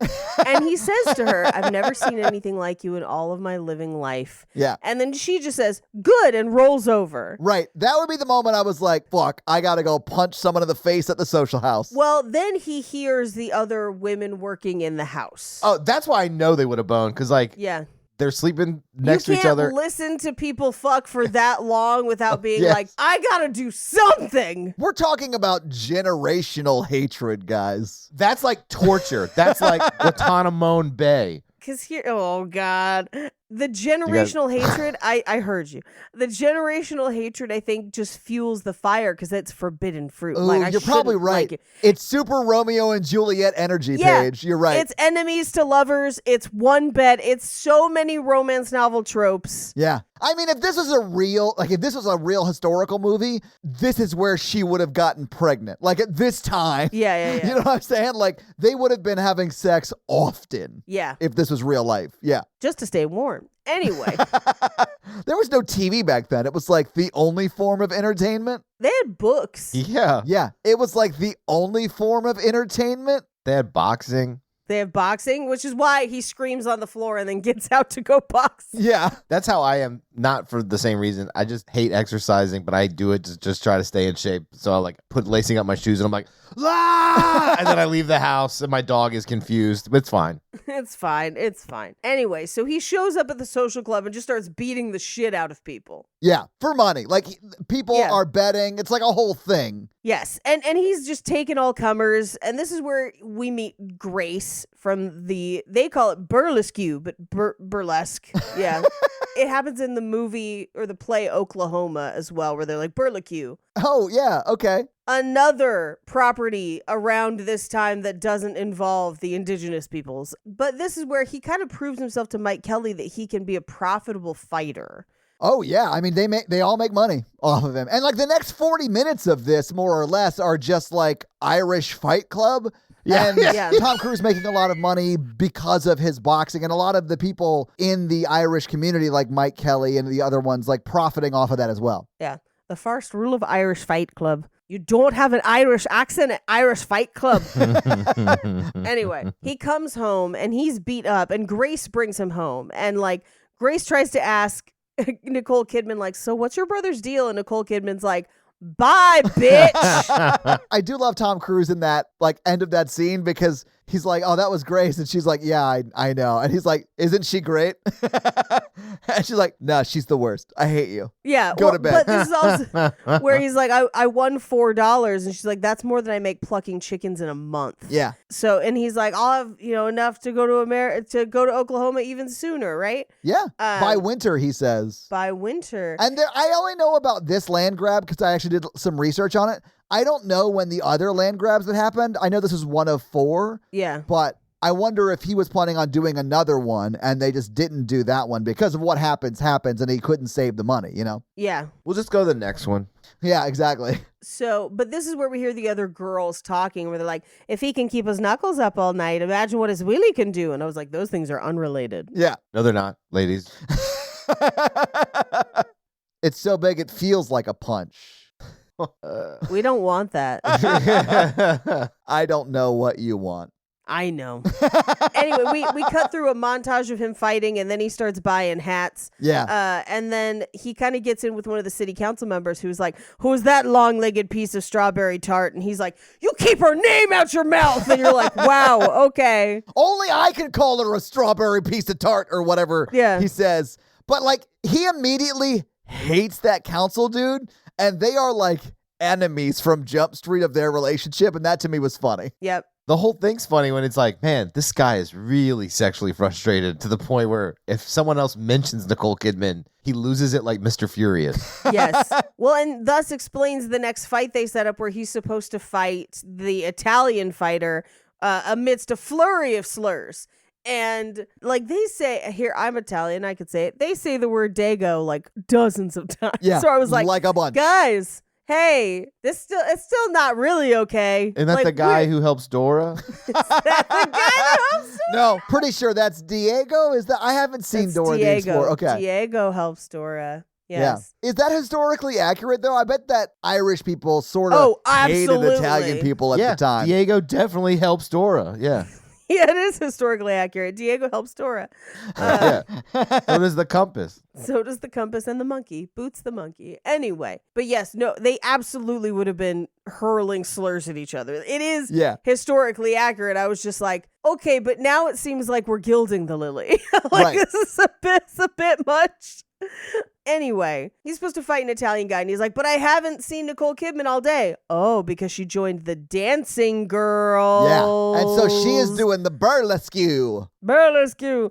And they're collecting coins and whatever. Yeah, it's sort of like a fully clothed strip club. Like, I don't know what else to call it. Like, it's like the ring girl between rounds. No, but wearing way more clothes than that. Like, she is wearing what is considered modest today, like at this burlesque. Well, it's because of global warming. They could layer up a lot more back then. And listen, I would have thrived at that time. Pretty sure it's historically inaccurate. I'm pretty sure there would have been a lot less clothes in this situation. Yeah, I assume that as well, Paige, because yeah, but the scene is played in a very, I think, strip club kind of vibe. Like, they're dancing. Yeah. People are throwing the equivalent of dollars. It's probably pennies because of it. It was the 1890s or whatever. But they're picking them up off the stage, and then that's when the councilman sees her dancing. When I go to a strip club, I still throw pennies to this day. Get out. And he always yells, I'm about to make it hell. Yeah. You're disrespecting the strip arts. Yeah, never do that. I mean, he's joking, obviously. No, I keep them in the rolls. Oh, my God. $10 of quarters sailing across the stage. Like, where'd you get those quarter-sized bruises? You call me Coinstar, ladies, because I'm throwing out the change. The quarter bruises are a real thing. I have friends who have stripped in the past, and men have tried to bounce quarters off their behinds, and it leaves bruises. So don't do that to people. It hurts. I'll say this, if that's agreed upon and there's like money involved, yeah. I'm fine with it, but like, don't just gutter chuck a quarter at someone's butt if they're dancing in front of you, you fucking weirdos. Listen, I get why you would want to like get consent and then do that, but like get consent. If you want to pay me $20 to bounce a quarter off my butt, I'll take that $20 from you. Exactly. And our new Patreon. Okay,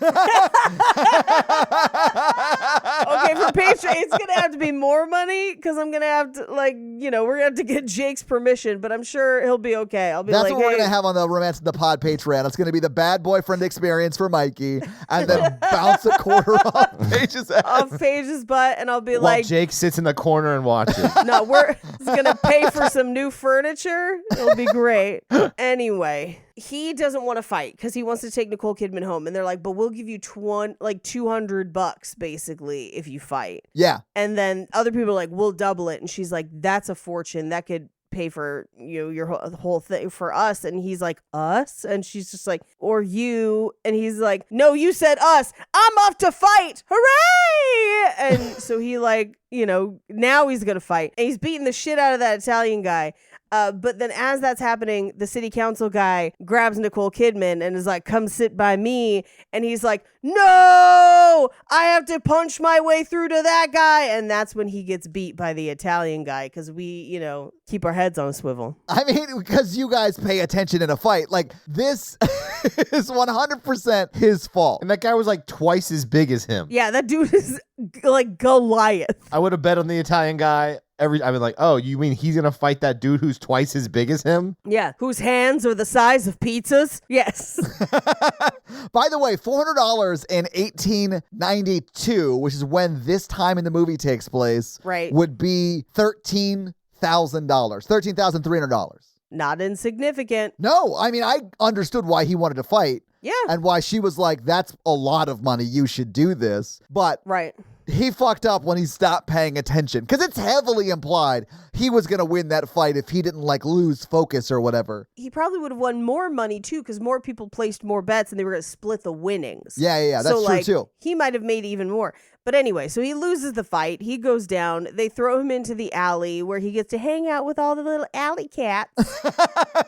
This is a real change for them, though, because they go from being sort of like first arriving immigrant stories, but are sort of thriving in some way because he's making a lot of money, to Right. homeless, poor immediately. Yes. Well, and as he's walking home, he sees Hottie McMustache being like, "Have you seen this girl? Yes. Bring her to 6 Jefferson Court." Yeah, and that's where he finds out where they live. Right. But Hottie McMustache doesn't recognize Tom Cruise because his face is literally like beat the fuck up. Right. He doesn't look like himself. So he goes back to their like apartment, and all the union guys are there because that's what they are part of. Like, or I guess this is probably pre-union. It but is this pre-union, but it's more or less the same thing. It's like a social Same idea. union. Yeah. Yeah. Which, like, hey, there was a need for it. I'm not coming down on it, Absolutely but that's there just who was. these guys were. Yeah. And so they're like, yeah, you need to get the fuck out. And so they kind of get thrown into the street, and we cut through a couple time jumps where, like, they have been in the cold. They haven't eaten for 3 days. They keep wandering. Mm-hmm. And I, at this point, was like, why doesn't he just take her to her parents now? But I think it's because he thinks he'd have to give her up if he did. And so he doesn't. Well, and I don't think she wanted to. She doesn't want to. Yeah, you know. Mm-hmm. But they find a house that they think is empty. So they break Yeah. in and see the Christmas tree and the food. And this is where they have that little connection of like, I didn't think this would turn out like this, but like, let's sit down and pretend and talk about the land that we want. And they kiss. And I'm like, it took you fucking long enough. Because by the way, this is an hour and 40 minutes into this film. Yeah. Which means we still have like 40 minutes left. It's a movie's worth Yeah. of movie into this film. Don't worry. 30 of those minutes are just slow motion wagons. Yes. Oh my God. What? Anyway, so the people come home. The house is not empty. They run and they fire after them because there's a ton of guns, and she gets shot in the back. So he carries her through the snow to her parents. Yeah. Where Hottie McMustache basically answers the door and is just like, she's safe, but like, you know, what did you do to her? You didn't take care of her. You can't take care of her. And so Tom Cruise runs away, basically leaving her with her parents. It's very sad. It's really sad for those parents because they had to travel from Ireland to America on a steamboat with their estranged daughter's ex-boyfriend. Yeah. There's no way that wasn't a terrible trip for them. Yeah. I don't know. I feel like they can have fun anywhere. They have like really good energy. The parents, maybe. Steven's too serious. He's a terrible person. I wouldn't want to hang out with him for a second. But that sets it up for like good jokes, you know? For like, they're probably like, they had some good running jokes about Steven. Hottie McMustache been burning down people's houses this whole time. So like, I don't know that I'd want to hang out with him. I feel like he'd be kind of a downer. Yeah, it's also really sad for Tom Cruise too, obviously, because like he just got his first kiss with this woman he's been wanting to bone for like Yeah. 7 months. Yes. So we cut to the Ozark Mountains 8 months later. Yeah. Where Tom Cruise is helping to make the train and hauling very fake rocks. He's building the railroad. He doesn't make the train. He make the train. He make the train go choo-choo. He chooses Yeah. his plot of land in Oklahoma. And I don't know how historically accurate Boston is at this time, but this is really the first scene in the movie that you see minorities, which I think Yes. is accurate to the people who built the railroads. So yeah, they all make the train. yes, they all make train, Paige. Make Yes. train go. Yeah. Yes. So I wondered if like everything in this movie was extremely white up till this point because that's the way it was. I doubt it. I strongly doubt that. I don't. Yeah. I feel like movies have a tendency to show us very sanitized white versions of things. Same. When in reality, there were plenty of non-white people around doing important things that we were taking credit for. And Boston was a free city. That's the reason I brought up Boston. Oh my gosh. We can do The Last of the Mohicans. No, that's That not is a not a romance, romance. Mikey. That is a romance. No. He saves her through the waterfall. Hold on, I'm going to see what it's listed as.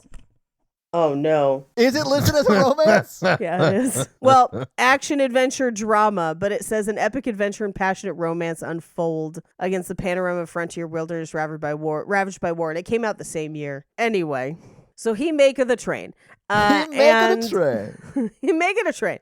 And as he's working on the train, the other people working with him are like, all those, they see like a wagon train. They're like, those people are headed for Oklahoma. And if I were young like you, I'd be doing it because, you know, why not? You're Yeah, why young. not? You've got all this time ahead of you. So we cut to him traveling on the train that he helped build. And he's dreaming about Ireland. And he's like, duh, is that you? And you're like, oh. He's jeez. also dreaming about either their life together, what he wished their life together had been. And sex. in her very, very modern bra. Yes. I thought it was sort of corsety. It was a hot bra, though. It was a very modern bra that they're like, there's laces on it, right?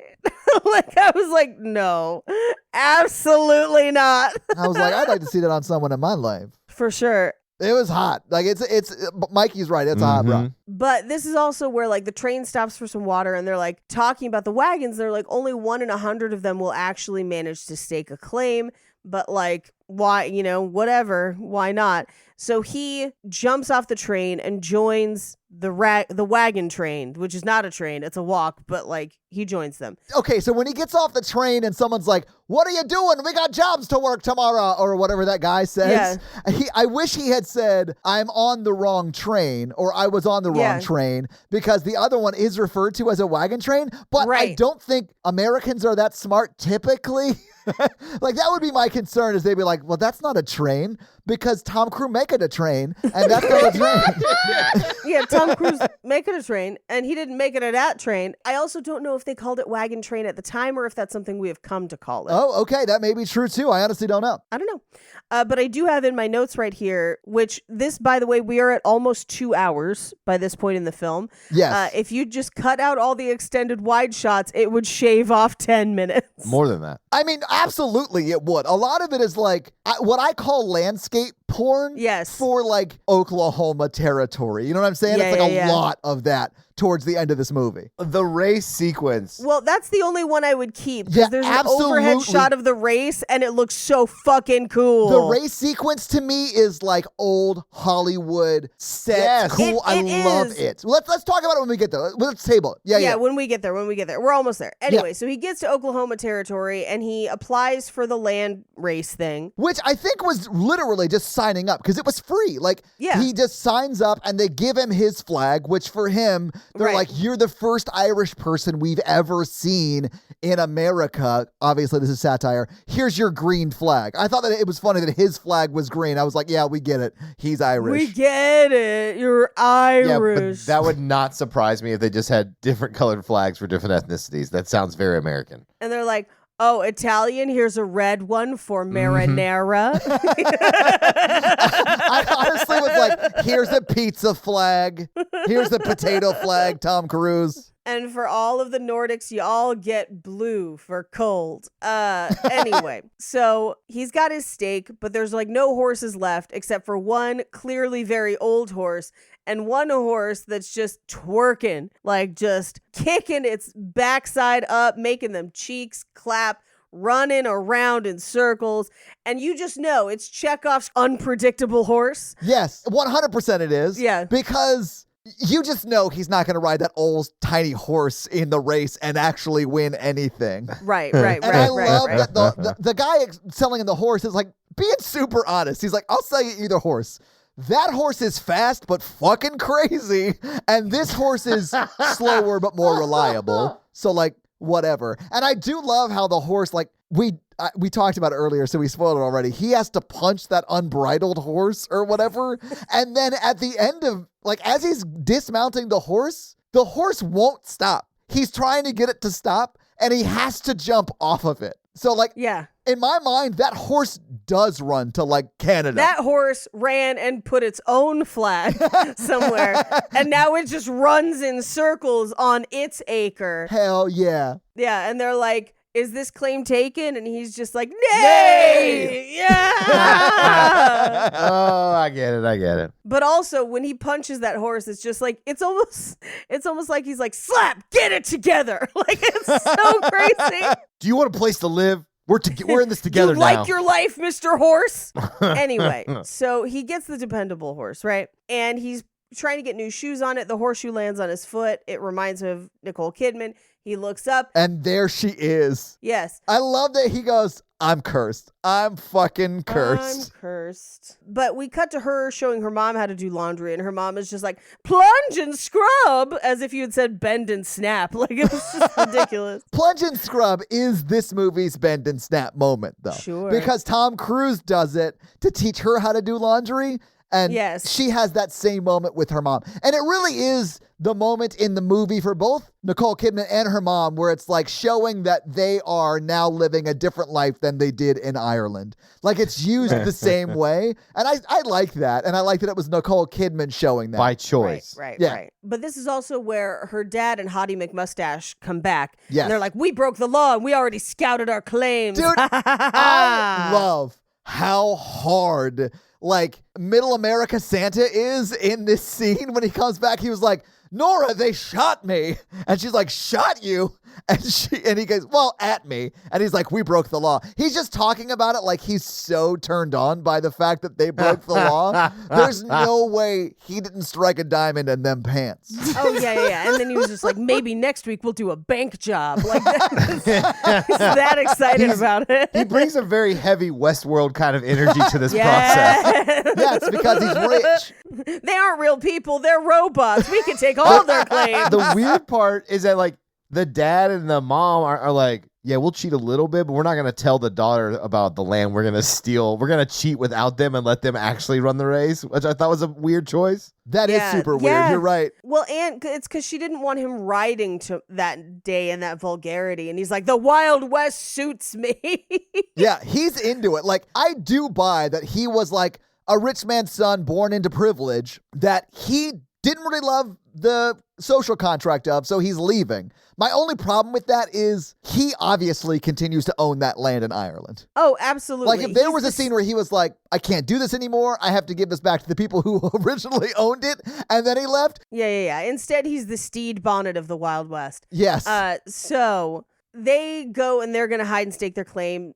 Hottie McMustache is like, I found a place with a stream. You'll love it. And he kind of walks away, and Tom Cruise is just like, oh, I see you and Hottie McMustache are like here to do a thing or whatever. I thought you were in Boston this whole time, you selfish bitch. And she's just like, you left, man. And we came on the train. And he's like, God damn it, I built the train that brought her here.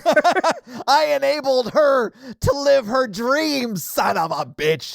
That's so bonkers. It's I do sort of love this moment. I'm glad you're telling me what they said, because all I heard was subtitles, baby. It really helps. I read this movie. You got to buy more track to build a train, but then you can build a house with no doors and just see what happens. I actually did love this like exchange, because he asks, it turned out the way it should have, right? To her. Right. And I think that the way he delivers that line makes it very clear that he is thinking, please say no, you want to be with me. Right. Please say that. Because I think he Please understands. say you want my bowl. I think he understands that she would have probably died if she had stayed with him, because of her injury. Yeah. And that perhaps she would like a chance to go stake a claim with him. And I really wish she had in this moment and was like, let me officially end things with Steven. And then it sets up what I pitched earlier, where they have to kill him when they run the race together. Right. But yeah, she doesn't do that. She's like, yeah, this is how it should be. Please go away. I'll get to the part I would have rewritten, and I'll tell you about it, because I have a slightly different version of what I wanted anyway. Yeah, cool. So he's like, you're a real car, Shannon. And we're just like, what? And I was like, oh, is that romantic, I guess, for everybody involved? Now that I know what Corker means, I'm like, oh, that actually is sweet. Because he turns around and says, as he's walking away, he's like, you got me here and your entire family here, sheerly by force of your will and determination. Like, you are an impressive woman. Like, that is what he's saying to her with, you're a corker. But I didn't know what corker meant, so I was just like, like, it just made me sort of chuckle. But it actually is a really sweet line. Yes. But as he's walking away, he runs into Hottie McMustache, and Hottie McMustache is like, I'll kill you. Oh, well, he has real I'll kill you energy. He even calls him boy. And dude, I hate him so much. It made me so sad when he lived. Not for long. I do think we could have gotten a far and away too that was sort of Hatfield and McCoy-ish, where they're like, they have to eventually kill him because he's like causing problems with their homestead. I thought Tom Cruise was just going to be their neighbor. He just claims right next door. And he's like, can't wait to build this house next to y'all building a house. They're 160-acre plots, but he puts his right on the edge. Yeah, right next to it. They're like, hey, it's weird that your kid looks kind of like Tom Cruise. What? No, a total coincidence. You have to remove the fake mustache Nicole Kidman puts on her kid every morning so he doesn't notice the resemblance is to Tom Cruise and not him. No. It's definitely Hottie McMustache's kid. This kid burns shit down all the time. Anyway, so Steven, Hottie McMustache, is just like, people, there's a lot of chaos. Somebody could get shot. Yeah. And then just walks away. So then we cut to like the night before, and that's when Tom Cruise is like, I built the train to bring her here. I do love that because he's clearly shit-faced. And he like goes to lean against what would be the post of the tent pub that they're in, but misses and goes just through this, like, it looks like denim, like white denim to me, but it's like the tent or whatever. He like falls through it, and I don't know why, makes me laugh every time I watch it. I'm making a train to bring her here. No, that would be if his sworn enemy making a train. No. His sworn enemy making a head hurt so bad that now he has an Italian accent. That makes sense, yeah. So he comes out of the tent pub and his horse is dead. And my favorite, the thing that made me laugh the hardest Oh, is the old the guy? old man. Fuck, he's Yeah, so the old funny. guy. So fucking funny. That was the oldest horse I ever saw in my life. Essentially, that line comes out of the oldest man ever on film I've seen in my life. Sure. So But funny. we cut to the next day, September 16th, 1893, where he has Chekhov's unpredictable horse. Yes. And This is also the only historical event that happens in this movie. correct. I like that they had to put a date on it. And we do see all of the cows and wagons and everything lined up for the photograph, which is a real historical photograph that exists. Yeah, I went to the Wikipedia for this land race and learned a lot about it, but those photographs are on it. Yeah. Now, here's the thing and this boggled my mind. If I'm in a land race and we have a wagon, but we also have a horse and one guy who's fast on that horse, leave the wagon at home, send That's the what I'm horse to thinking. the land. Like all these people that brought their wagons, I'm like, you slow as shit. Like you got to get out there fast. Oh, yeah. Well, okay, so I thought it was because the plot of land that like Nicole Kidman and Tom Cruise and Fucky McMustache or whatever you called him are racing towards is like 20 miles away. Right. And in my mind, I thought like maybe some plots are like 200 miles away, and that would be like a few day journey. Like I sort of got, okay, you might need supplies for doing a few day journey, but still put saddlebags on a horse and race that shit, you know? Well, and for some context, only because we just covered this on Cult Podcast when we were doing the Mormon migration. Oh, yeah. The pilgrimage. Yeah. Yeah. Yeah. Those wagons top out at about 20 miles in a day. Yeah. So, like, you are the slowest thing out there, Yeah. basically. It was literally you, and you were one step faster than like literally a hand cart. walking. Yeah. But this race sequence is so fucking cool because it is like 1,000 extras and 500 horses. I have numbers Oh, that do I'll go you? over in fun facts of exactly how many Awesome. people. Because Yeah, it is massive. amazing. I loved it. And because it was shot in 92, there's no way you would see this much real life shit on screen at once anymore. They would CGI Yes. 90% of this. Yeah, and it is filmed for real. Yeah. And they do have that really cool overhead shot of all of it. That's the one big long shot I would keep in Yes, this movie. absolutely. Because the scale is very impressive. It's so impressive. This reminds me of a shot in Oliver, like the old school Oliver musical, Yes. where they pan, like they pull out and the whole town is singing, and it's hundreds of people. Yeah.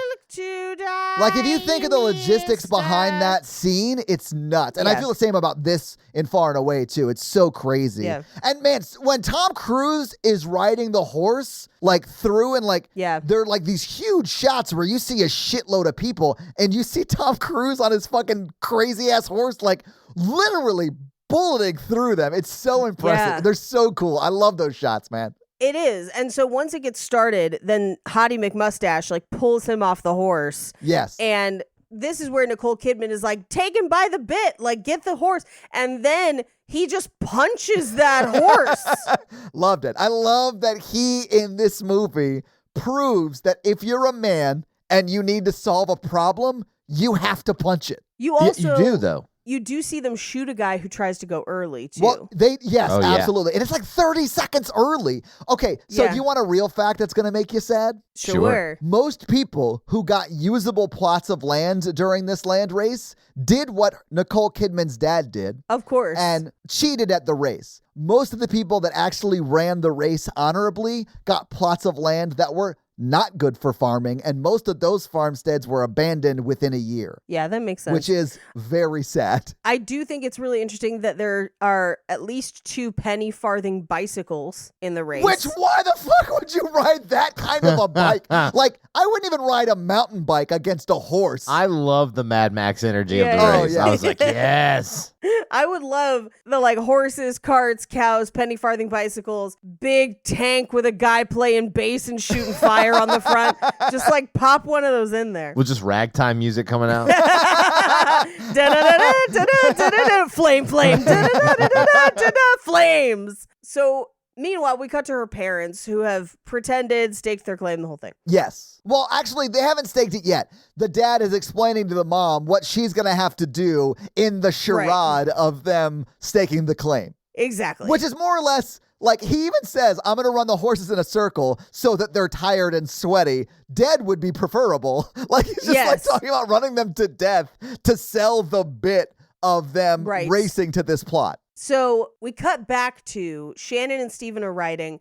Tom Cruise is now caught up with them. Yes. And at this point, I was like, this sequence has been going on for 15 minutes. It has. Like, it is a lot of race shots. And listen, this is the one fluff in the movie that I want to keep so badly. If we recut this movie, I'd still cut like 5 minutes out of it. And you easily could, and you would have plenty still. But I Yes. just love these shots. It's like old Hollywood cool to me. It is. There's just, I know, it goes on I too know. long. Paige, Like, I love it. It's just like, okay, I 1000% get agree it. with There's you. horses. You are right. I just love it. Yeah. After I see like the 4th person go under a cartwheel, I'm like, I know. Paige, we see no less than 95 people lose their hats in this race in slow motion. So many hats. Anyway, they get to like a little river that Shannon and Hottie McMustache have to ford to get to their place. Yes. So I watched this twice. Once last night, and I was like into it so much, sobbing so much that I was like, I'm going to watch this again tomorrow morning. So I watched it again this morning, and I realized that shortcut that Shorty McMustache or whatever his name found. Hottie McMustache, thank you, Paige, found is what gives them about 15 minutes of a head start from the rest of the people because they have to go around the river to get to that plot, right?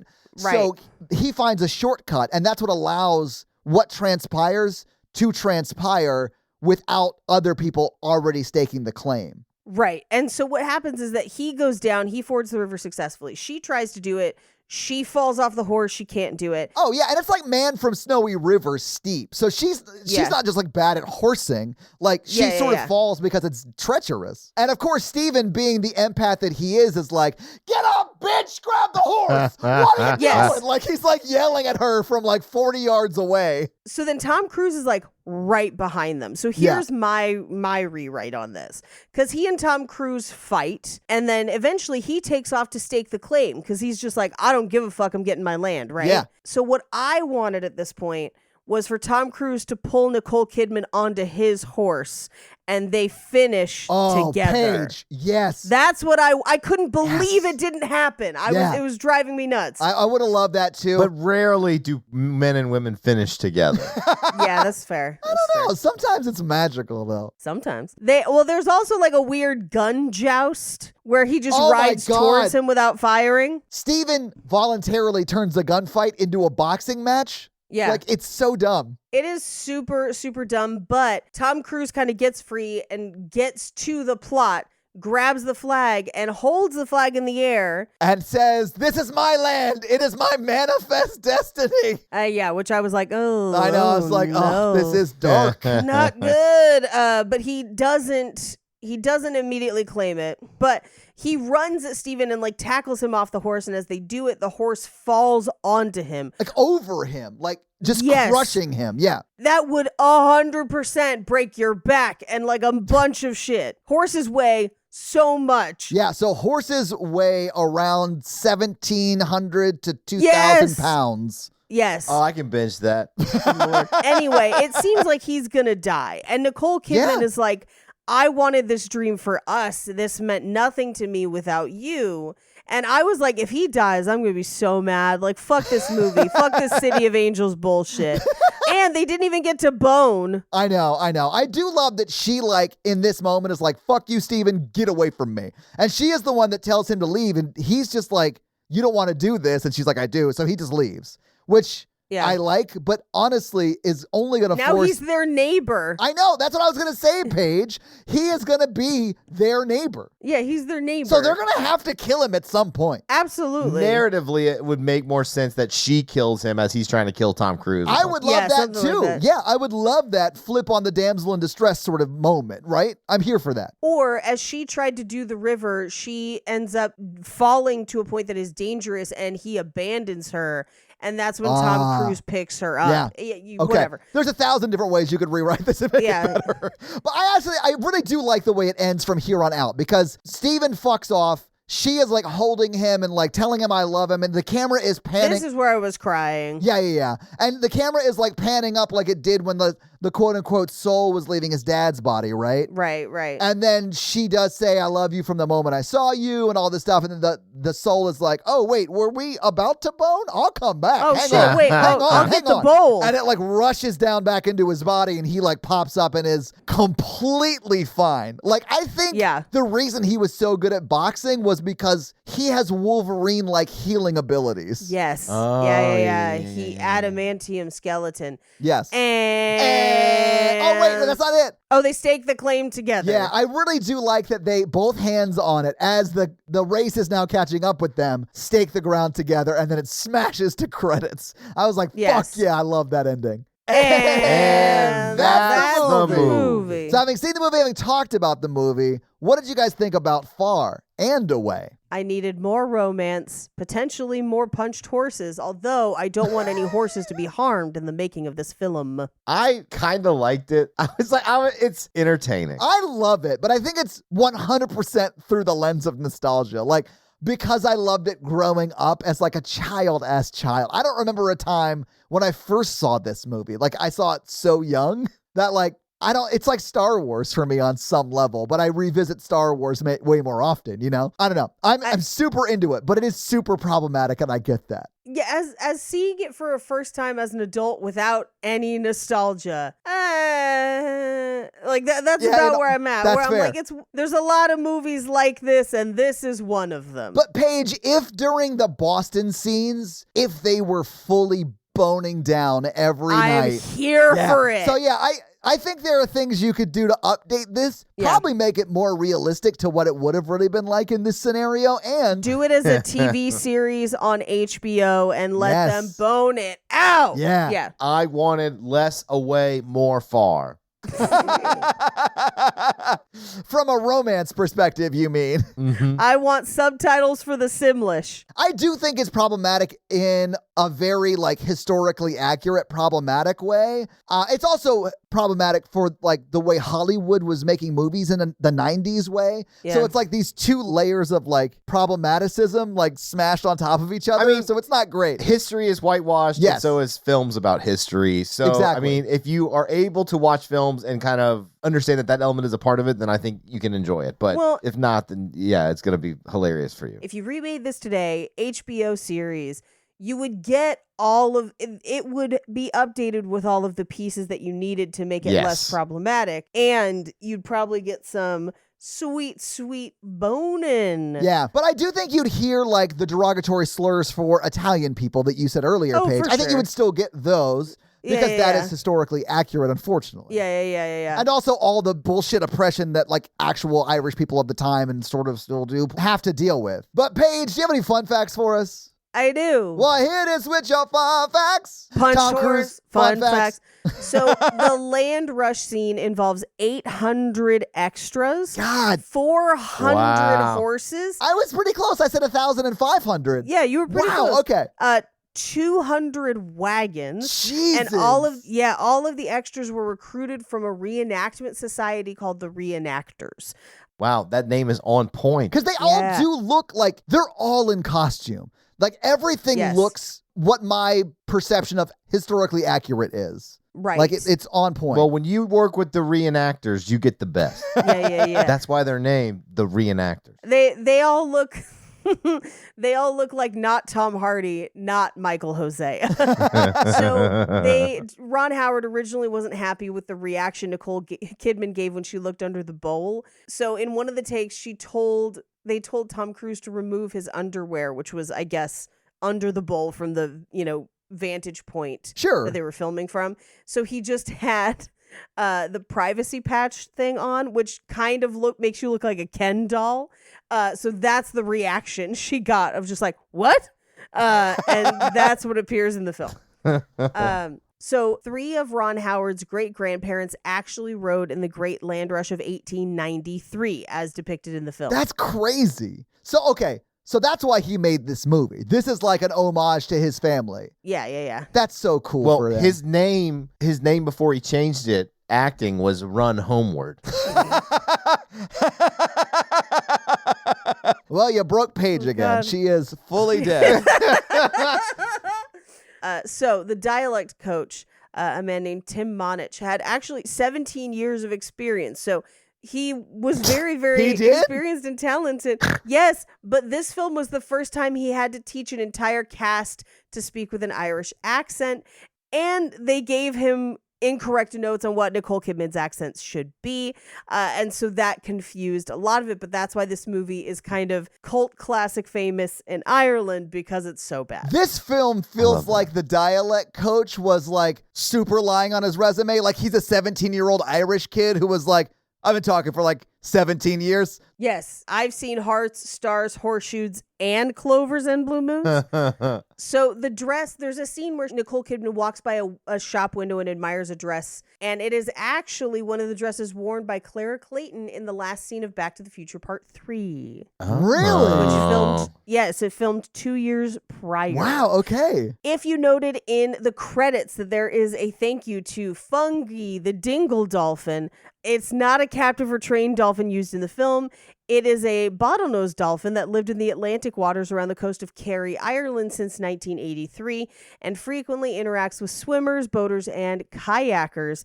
As of 2017, he was still frequently spotted in the waters. Really? Yeah. Okay. The boxing scenes were actually filmed in a train station in Billings, Montana. And the Price Club, an abandoned Price Club location in Billings, served as the factory with the rubber chickens used in the movie, or a factory to produce rubber chickens used in the movie, and a soundstage for the brothel. So the brothel was built inside, and fire pumps were used to create rain and snow outside. So, Okay. yeah. Temple Bar in the city center of Dublin was shut down for 3 months to accommodate the construction of the street set. Local shops and businesses were compensated for the time they had to be closed, but it's literally only glimpsed 2 to 3 times briefly in the film for under 5 minutes of total screen time. Okay. So this was the first movie to be filmed in Panavision Super 70 millimeter. Really? Which explains a lot of those landscape shots. It does, yeah, because that is 100% for like the IMAX porn, landscape porn, right? Yes. Yeah. It's kind of like when you watch Jordan Peele's Nope and you're like, why are there so many shots of the sky? It's this. Yeah. It's the same thing. But some in the land rush sequence used Aeroflex 765 cameras and 35 millimeter, depending on what they needed to mount or shoot. And some things were shot on Panavision lenses on 35 millimeter as well. But a lot of this was shot on 70 mil, which is why you get a lot of those crazy landscape shots. Yeah. Now, it was also one of the only films to use Super 65 millimeter. So they used Damn. like 4 different kinds of film on this. That's and it wouldn't be crazy. used again until a few more years later when they shot Hamlet, and then never again until The Master in 2012 with Philip Seymour Hoffman.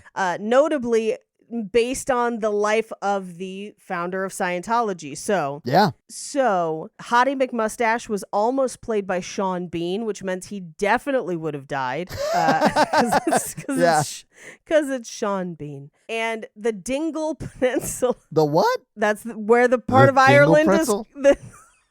The part of Ireland that this is based around? The Southern Dingle Peninsula. Okay. Where this was partially shot. You got to pick that out when you get your Southern Dingle Peninsula. You got to get that out of there. Really well.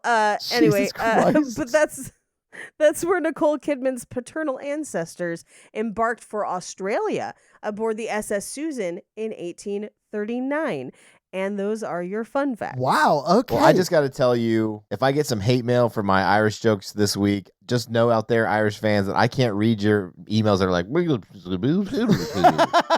so keep them to yourself. Well, Paige, thank you so much for those fun facts. But let's talk about some box office. So what do you think the production budget was for Far and Away? This looks expensive. $57 bajillion. Okay. I think 57's a good, I'm going to say, I think it might be more. I'm actually going to say 70. Okay. 70 mil. All right. I'm going to say 50. All right. You actually are on either side of it. It was $60 million. It Okay. looks like $60 million. Yeah. Well, when you adjust for inflation, that's almost $130 million.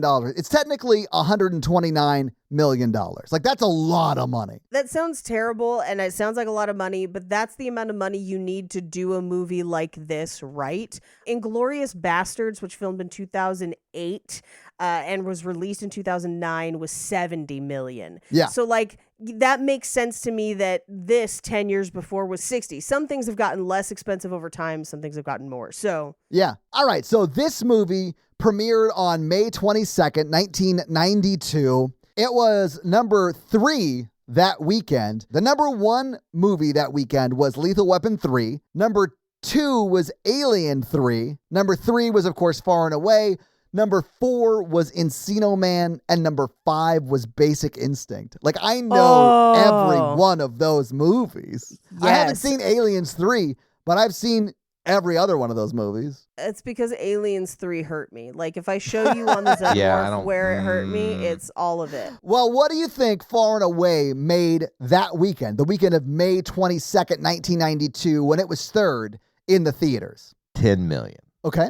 I'm going to go a little higher and say 12. Paige, that's an amazing guess. It's $12.9 million. Nice. So great guess. This was in the theaters for 7 weeks total, but for the first 4 weeks, it was in the top 5. So it started at 3, it dropped to 4 in its second week and stayed there for 2 weeks, so its second and third week.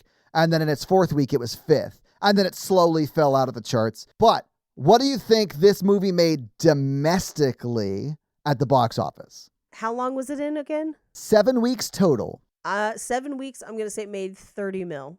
Okay. Mikey, would you care to guess? 38 million. It actually made $58 million, so a little bit better than you guessed. Wow. But I think it was considered a failure because it didn't do more than its budget domestically. It did make another $79 million internationally, so it did make money. It made $137 million.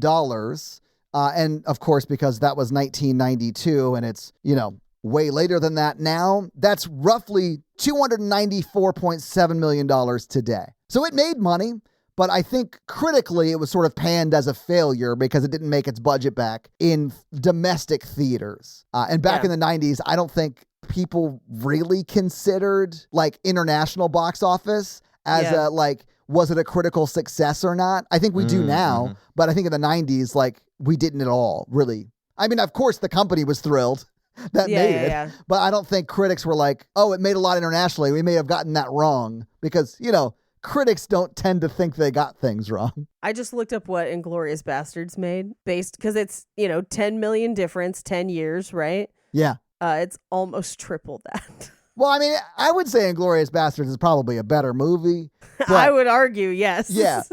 I mean, this movie was not really well received by critics. I wonder why. A critic, Tony Parsons, called it a stinker of a picture, which was far and away the worst film I have ever seen. Oh, that's so bad. You don't think it's the fact that the accents were crazy and it ignored parts of history? Oh, and also he's British, so it doesn't really paint British people so great. Did you ever consider that he might be, I don't know, a horse? Anyway, that's your box office with a little fun fact of a review in there. But Mikey, do you want to hit him with that romance scale? Yeah, romance scale is how romantic we found the film. It's a scale of 1 to 10. And Paige. I'm going to give it a 2 for that mixing bowl. Yeah, Todd. Nice. It is a 1 for me because it's not very romantic. Really? Yeah, like it pulls at my heartstrings. But for me, it's a lot of him like achieving what his dad wanted for him, you know, and it's like, because I have like dad issues like tied up in my life. So like that stuff really makes me weep. All right, we just need your number, not your life story. Holy shit.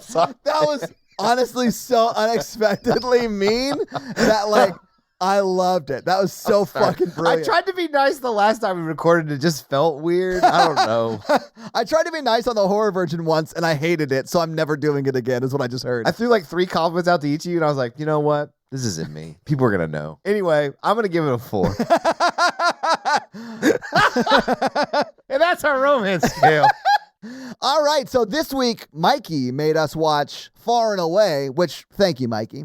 Next week is my turn, and I'm going to make you guys watch a movie that I have not seen, but Pulling a Todd. but has been suggested by a lot of people, some of which are fans and like have messaged me 1,000 times being like, you should do this movie.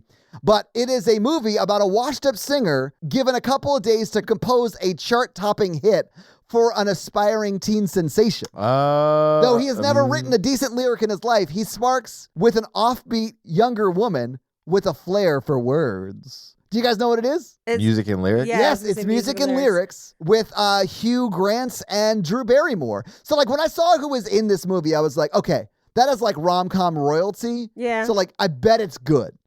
I am risking being very badly made fun of yet again for picking a movie that I have not seen that is terrible. I know you've seen a lot of romantic films and you never pick any of them. We've done all of them. Really?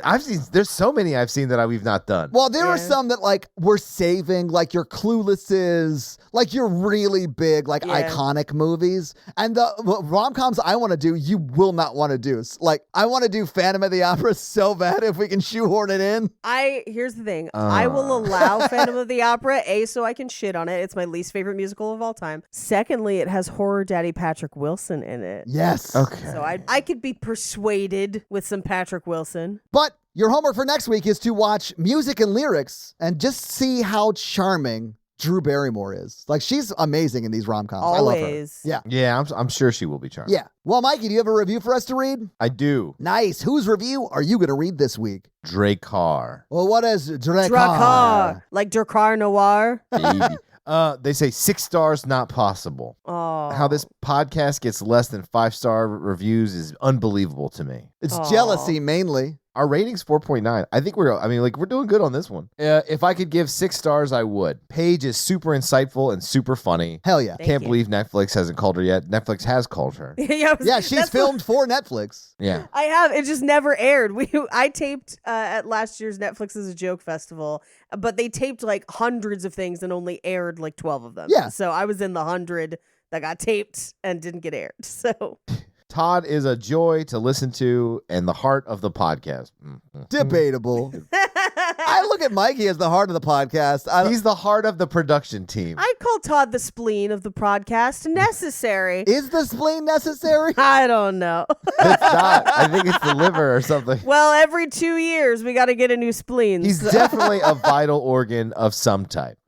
And Mikey, oh Mikey, you're amazing. Thank you. How such a lovable human being exists is beyond me. Okay, guys, I'm reading these. You don't have to flash. Completely agree, dude. guys. Completely agree. Yeah. Please do us all a favor and never end this podcast. That's a big ask. I mean, it's a big ass because we all die eventually, and like, yeah. Eventually. Yeah. I'm not going to do this as a ghost. Oh, you guys want to invent ghost casting? That would be the preferable time I would podcast is as a ghost. Yeah, that's true. I don't have much else to do. yeah. If my afterlife is just watching movies and then podcasting about them, If I mean, my but I'd be afterlife like- is having to edit these fucking recordings, I will know that hell does exist and I am there. Yeah, and I'll be like, hey guys, love to record with you, but I got a hard out at 12. I got to go make some walls bleed. oh, anyway, 5 stars. Thank you so much, Dracar, for that awesome 5-star review. And if you want to have Mikey read your 5-star review, leave us a 5-star review. So, yeah, guys, if you like this power throuple that we have here on this podcast, make sure to check out our other podcast, The Horror Virgin. And that is the only other podcast that Mikey and I are on. But Paige gets around, and she is on 2 other podcasts, Black Card Rehab and Cult Podcast. So guys, definitely check out those because they're amazing. If you want to follow us on social, we are at Romancing the Pod Show Yes. on Instagram, and we are at something else on Twitter who I just have never taken the time to learn it. It's just Romancing Pod Show because they have a character limit and it's show SHO like Showtime. So guys, check that out as well. And if you want to follow us all individually, Paige is at Rampage Wesley everywhere, including TikTok, except for Twitter, where she is at Paige Wesley. Mikey is at MRandolph24, and I am at Todd J. Awesome everywhere. And guys, we got a P.O. box. So if you want to send us some love letters or whatever you might send to a P.O. box, it's actually not a P.O. box. It's like a regular street address. It's pretty awesome. It's 6688 Nolensville Road, number 108-34, Brentwood, Tennessee 37027. So send us some stuff. Yeah. That's going to be it for us, you guys. I'm Paige. I'm Mikey. And I'm Todd. And you complete us. Ride my horse. To horsepletion. Oh. I'm a Greenbroke horse. That's what he kept calling the crazy horse. I don't know what Greenbroke is, but I don't know. Tell us about that bowl, Mikey. yeah. What's your pickup line for far and away gonna be? We just have to be careful so we don't catch kitchen aids. What? We got, It's because I said tell him about the bowl, Mikey. Oh, okay. it's on my dick, you know? He's got to keep the bowl on it so he doesn't get kitchen aids. I hate you so much. Bye. I think Paige died during this episode. Nerds.